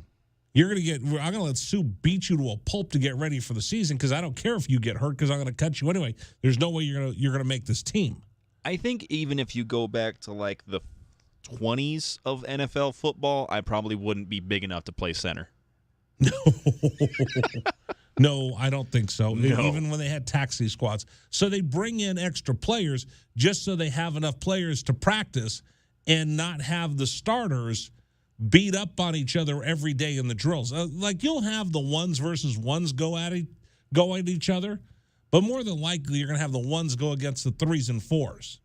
Oh, yeah. Starters against threes and fours, because if Ndamukong Suh breaks the hand of an undrafted free agent from NAU, who cares? You weren't going to make the team anyway. if I break the hand of my number one draft pick from USC and he can't go for the season, then I'm in trouble. So they bring in enough players for camp that they can just beat each other up, and then as you get closer and closer to camp, those are the guys with the trash cans or with the trash bags that are cut in the first couple rounds of Hard Knocks. So you got to hope that that's not who you are. I think, and a lot of time, those are the kids that are drafted in the very, very late part of the draft, because it's not that the team is looking, oh, let me see, I think with my last draft pick, I might find a guy who's going to start someday. More than likely, they're just filling out the rosters and giving you enough guys to play. It's like baseball. If you get a non-roster invitee, if it's a veteran, he gets a chance to make the team. Sometimes it's just a kid, so I have enough players to practice, and I let the starters leave after 3 innings in a spring training game, and by the time we're in the 5th and 6th inning, everybody's wearing number 60, 70, 80s, and 90s. Right. So, again, the NFL draft comes up tomorrow. We'll see. There's a bunch of players that could get drafted and traded. There's a bunch of free agents that might get, or wannabe free agents that might get traded. So by the time the weekend's done, will Jimmy G still be a 49er? Will Deebo Samuel still be a 49er? Will Kyler Murray still be an Arizona Cardinal? I've got an update for you at the bottom of the hour related to that. Well, there you go. See, there's a reason why you want to hang out and listen to Dragon Ball, as he gives you updates. Mm-hmm. But, you know, the NFL draft has become the biggest hype for no reason by the time you get to day 3 or 4. I like the first round. First round's fun. Well, first round is where everybody gets excited. Second round's fun. Days 3 and 4, you could put back on the ticker for me. Yeah, you can usually determine the level of excitement for a sports entity event based on who's the one that's hosting it. If the deputy commissioner is out there hosting it, that's usually where it's like, okay, and now this is the job. And now with the 87th round, we welcome Dragon Ball to take you the rest of the way, because we're all catching cabs going to the airport. Yeah, because the first round is typically in the NFL draft, if my memory serves me correctly, it's Goodell. First round, it's always Goodell. Right. Second round is when they usually bring in either contest winners, like fans for the teams. Do you like all that stuff? I mean, that's kind of cool. I'll say that it's an interesting enough gimmick that, you know, it adds to the fan. It's a gimmick. Well, yeah, but it's fan interaction. That's more so what it is. Or in certain years. Does it make you watch the draft when, you know, here comes Dragon Ball, the world's biggest Arizona Cardinal fan, with the 8th round pick? Oh, 8th round? No, I don't care. So if the Cardinals asked Kurt Warner to come in, does that make you watch the 6th round? Now at the 6th round pick, Arizona Cardinal alumni Kurt Warner. Well, that's the funny thing, is that, like, normally the ex-players and things like that, like the legends of the team, they usually only come out to announce the 2nd round picks. You can't get one of them to show up for a 6th round pick announcement. So, because those are the days where it's like the name just shows up on the ticker. Like, there's barely a highlight package for those poor kids, and I feel bad for them. It's like you got your name announced. It's like going back to, again, just in relation to the draft talks, Nikola Jokic, when he got drafted in the 2nd round of the NBA, everyone remembers it because a Taco Bell commercial was playing over his being drafted. So no one got to see Nikola Jokic even get his name called. It just showed up. And now he's potentially a 2-time MVP, depending on how the voting goes. But, you know, you get those kids that come out and you get drafted on the 3rd day, and all of a sudden you got 3 straight video packages of like 20 seconds or so. It's like, can my family not understand that we're doing a radio show right now? I mean, they're busy. They're trying to give you a call to let you know that you're going to be camp meet for the Arizona Cardinals. Can somebody in my family understand? All my friends, like 5 o'clock, they all think, oh, I'm off work. Let me call and see what Rich is doing. Hey, radio show until 6 in Tucson, everybody. Mm-hmm. That was Riggs calling. Right. I have to send him a message, make sure he's okay. Yeah. You know, being the best dad ever. Right. But yeah, normally like the veterans, like the legends of the teams, they usually do the 2nd round, and then you get the fan interactions, which is a gimmick, admittedly, but it's fun to see fans be involved at the very least, considering that it's always been a huge issue for me with the NFL draft in that it comes off as a big event, but I always feel like it's like the Super Bowl. It's like it's only for the high posh society fans of those teams that get to go out and see it. What do you mean? Well, back when it was at Radio City Music Hall, right? I mean, those were very, even for the draft that back in those days, if I recall, those were very expensive tickets. Were they? I mean, they ran a pretty penny. I mean, even going to I didn't know that you bought them. I thought that you just stood in line. As far as I remember, I think it was that you bought your seat because, again, it was inside the theater. Right. But then you see all the idiot Jets fans sitting on top booing everything. I mean, that's always the best part of the draft is there's highlight videos of poor Jets fans getting reamed in the first round. But well, you deserve it. You're a Jets fan. They stink. They're not good. What makes you think every draft they're going to do something that changes the trajectory of a team that hasn't won anything since Willie Joe Namath came out of Alabama? I'll never forget the looks of like the little sly smiles of Pete Rozelle when he would read off the Jets pick, knowing the Jets fans were going to boo. Again, there's a reason why the Jets stink. They keep doing the same thing over and over again, right? They try doing something different, and like what? Do they continue to suck? Well, they attempted to build a team, and it just that those pieces didn't pan out the way they wanted it to. I think that like one of the big ones that I always remember, I think was Calvin Pace, where I think he just never really measured up to be an edge rusher that they needed in the. Do me a favor, get better player personnel people. Why do the Cowboys continue to stink? Because their general manager is god awful, and the owner won't fire him because he is the general manager. Bingo. Oh, tomorrow we should talk about that. Which team is going to be the most heartbroken by the time the draft is over? Ooh. Which NFL team will be the most heartbroken tomorrow? Which NFL fan is going to be the most upset? Jets fans, Cowboy fans, Niner fans, Raider fans? My money, honestly, over the last couple Cardinal years. fans? Over the last couple years, my money has been on Giants fans. And Giants fans have had reasons to lose their minds over the past, 5 years or so. They have just had bummer pick after bummer pick after bummer pick. Well, there's a reason why. They're usually in the lottery. Yep.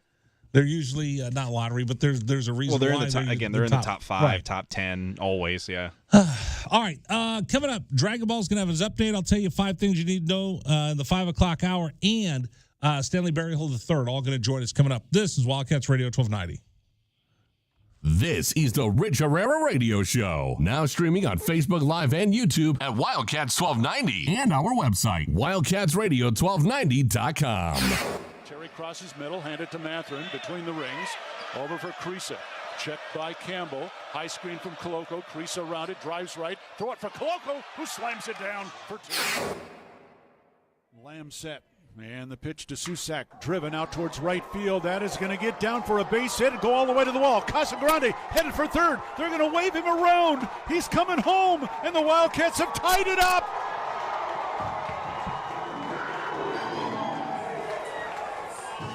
Susak with an RBI double to right center. And we're still playing ball. Tied at 16 in the bottom of the 10th. Shot blocked by Koloko, who grabs it out of the air. Ahead to Dalen Terry, Arizona with the ball, minute 30 to go, and a 6-point lead. Juzang working right, drives to the bucket, put up, blocked by Koloko, grabbed by Larson. Arizona ball, 38 seconds left.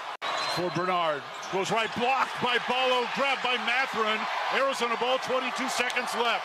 Campbell down for the Bruins, throw it out to Riley. He'll shoot the 3, blocked again by Koloko. Ballo grabs it, it's over. Championship to Tucson. Hey, sports fans, it's Rich Herrera. Thank you so much for tuning into our stream. We'll be back in just a bit. Until then, how about some Arizona Wildcat highlights? Fourth down, and less than a yard. Trojans will go for it in a tie game.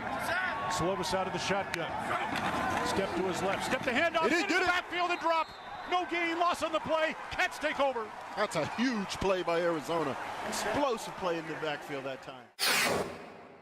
Shot blocked by Koloko, who grabs it out of the air. Ahead to Dalen Terry, Arizona with the ball, minute 30 to go, and a 6-point lead. Juzang working right, drives to the bucket, put up, blocked by Koloko, grabbed by Larson. Arizona ball, 38 seconds left. For Bernard, goes right, blocked by Ballo, grabbed by Mathurin. Arizona ball, 22 seconds left. Campbell down for the Bruins. Throw it out to Riley. He'll shoot the three. Blocked again by Koloko. Follow grabs it. It's over. Championship to Tucson. Dalen Terry quickly the other way. Out to Tabellas. Down the lane to throw it down with the left hand. Look out. The locomotive slams it home. Hey, sports fans, it's Rich Herrera. Show will be back in just a little bit. Thanks for tuning into our stream. Until then, how about some great moments from the University of Arizona Wildcats? 4th down and 2, Arizona. Down 14-0. Wildcats on 4th down this year are 12 of 20. Offset backfield. Plummer to throw the ball, looking, throwing towards the back of the end zone, and it's caught. Touchdown, Arizona. Oh, did they need that? My goodness. Booby Curry had to leap in the air to take the ball over the top of the defender, and the Cats are on the field. ASU with the ball. Down by 11, so they have to go. Steal by Koloko. He's going to drive the other way and slam it home, and foul by Lawrence. Why Lawrence contested the big man, Christian Koloko, with defensive steal and flush. Lawrence picks up his 3rd foul. Big guys love to play point guard. Koloko looked like what, driving down that was from midcourt. 3-point lead again for TCU. Down to 30 seconds left. Matherin with the ball for the Wildcats. Matherin around a Koloko screen, picked up by Lampkin. Go outside for Koloko. Feed it to Terry, right corner. Terry can't go baseline. Circles back out top to Matherin. 10 to shoot. 16 left in the ballgame. Matherin, 3 balls straight away. Good! That's We're tied. Huge shot for Ben Matherin in Arizona. Timeout TCU. This ball game is knotted up. 12.6 seconds to go. Ben Matherin drains a deep 3 from straight away. He's got 24 points, and we're all even. Hey, sports fans, this is Rich Herrera. Thanks so much for tuning into our stream. Back in just a bit. Until then, how about some highlights from the University of Arizona? McLeod's going to line up under center. Wiley, the running back. Receiver either side. 2 tight ends. Oregon, 5-man front. They shift. Play fake, rolling right. McLeod looking to throw. Going deep. Down, trying to find Berryhill. Makes the catch inside the 25-yard line. Still loose inside the 15. First down, Arizona.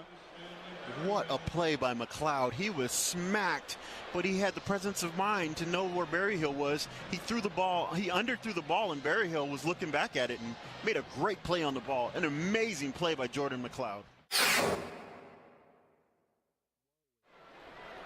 Brown will take the snap a yard deep in the end zone. Straight back to throw. Has some time. Steps out in the pocket. The Wildcats have got him for a safety. Second safety Arizona has recorded this season. It's a 24-12 ball game, and the Cats will get the ball. That's big Early time. on the field is a safety. Yes.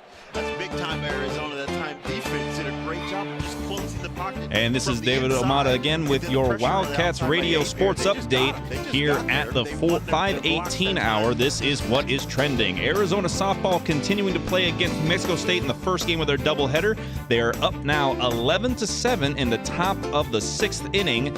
We'll see how they do as the remainder of the game continues here. And now in other news for the Arizona Cardinals, the Cardinals officially pick up the 5th-year option on Kyler Murray's rookie deal, thus securing him for next season. Murray is now guaranteed to make near $30 million in next year's salary.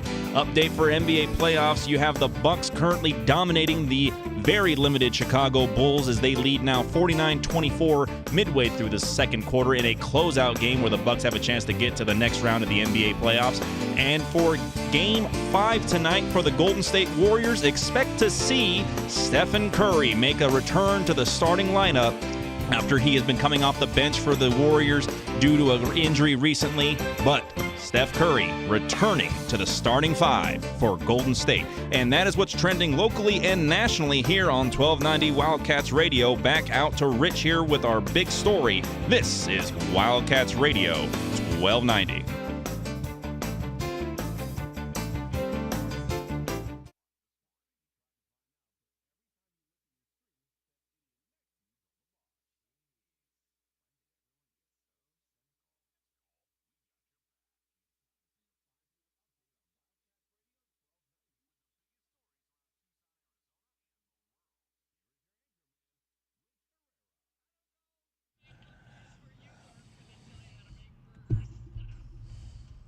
Oh, you just gave great news, Dragon Ball.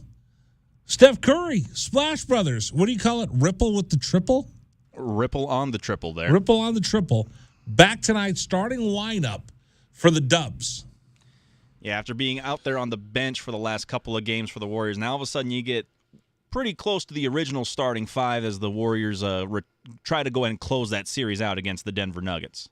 I don't know if that makes that much of a difference, having him in there, because he's been getting plenty of minutes. He's still been getting his 20-plus points a night. Right. This time, managing it, and there was a whole big deal on whether it would be better for him to start or to come off the bench. So I think it was on TNT, and ESPN was saying this as well. No. Foolish decision. Steve Kerr, you're blowing it. Have him come off, have him start, because that way you know that he's all warmed up and he's ready to go and he's riding the bicycle in the back and the trainers have him ready to go. They just have him go out there. If you put him on the bench, he's going to get cold, it's going to get stiff, and he's not going to be able to go. And then it turned out that Steph Curry had the choice. Steve Kerr goes, you want to come off the bench? Do you want to start? And he goes, I'll start. Or, I'll come off the bench. Right. As they've been monitoring his minutes, they really haven't needed him to play 38 minutes a game. They haven't. And the other part of it is that, again, with injuries like this, you always go through the rehab and you're always walking in a straight line. At least with him coming off the bench, he's moving side to side. He's not necessarily just barely getting back into the rhythm of things. He's moving side to side. He's moving laterally. He's running up and down the court.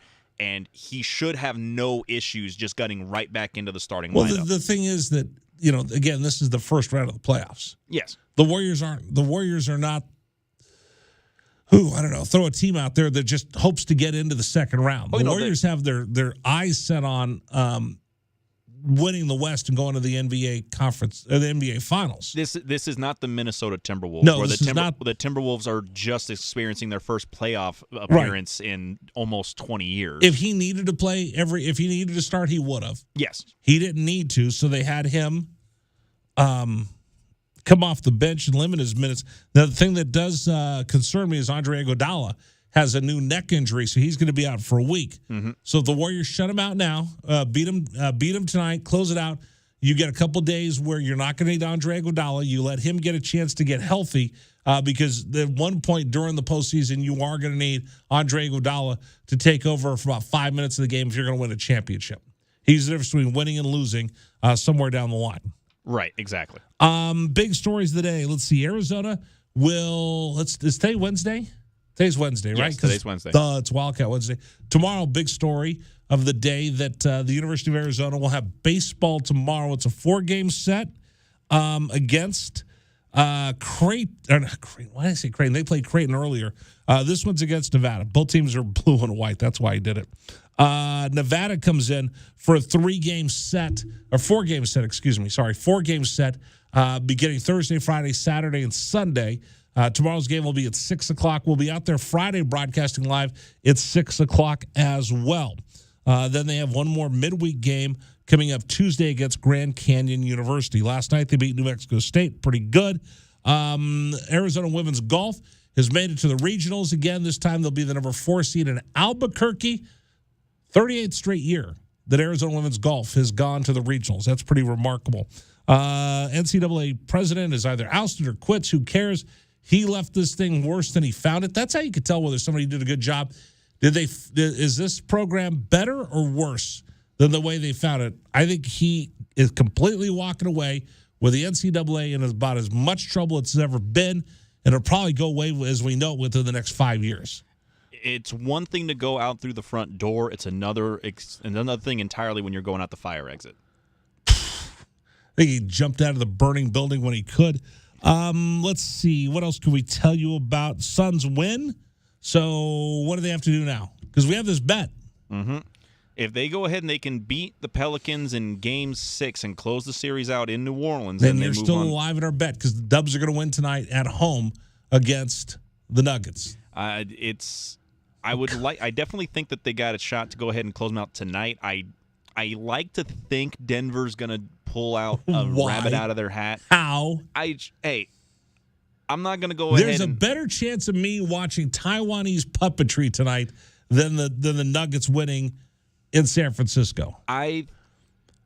There's a better chance of me going to a vegan restaurant tonight than the Nuggets winning this evening. I just think you got to go ahead and give Nikola Jokic one game to show off an MVP performance. He already had those opportunities in Denver. He's not going to get it tonight in San Francisco. And the starters. What do you want to bet? Starters go ahead and they show out. What do you want to bet? It's the starters' job to win the game on the road. Come on, let's go. Bring it. What do you want to bet? I'll go ahead and I'll even give you points. How many points do you want? Oh, I'd like to at least get 6. I'll give you 10. Okay. I'll give you 10 tonight. What do you want to bet? A reasonably priced meal? Yeah, I think we can do a reasonably How priced about an meal. expensive meal? No, we'll do reasonably priced for this one. The expensive meal is going to have to come from who goes further.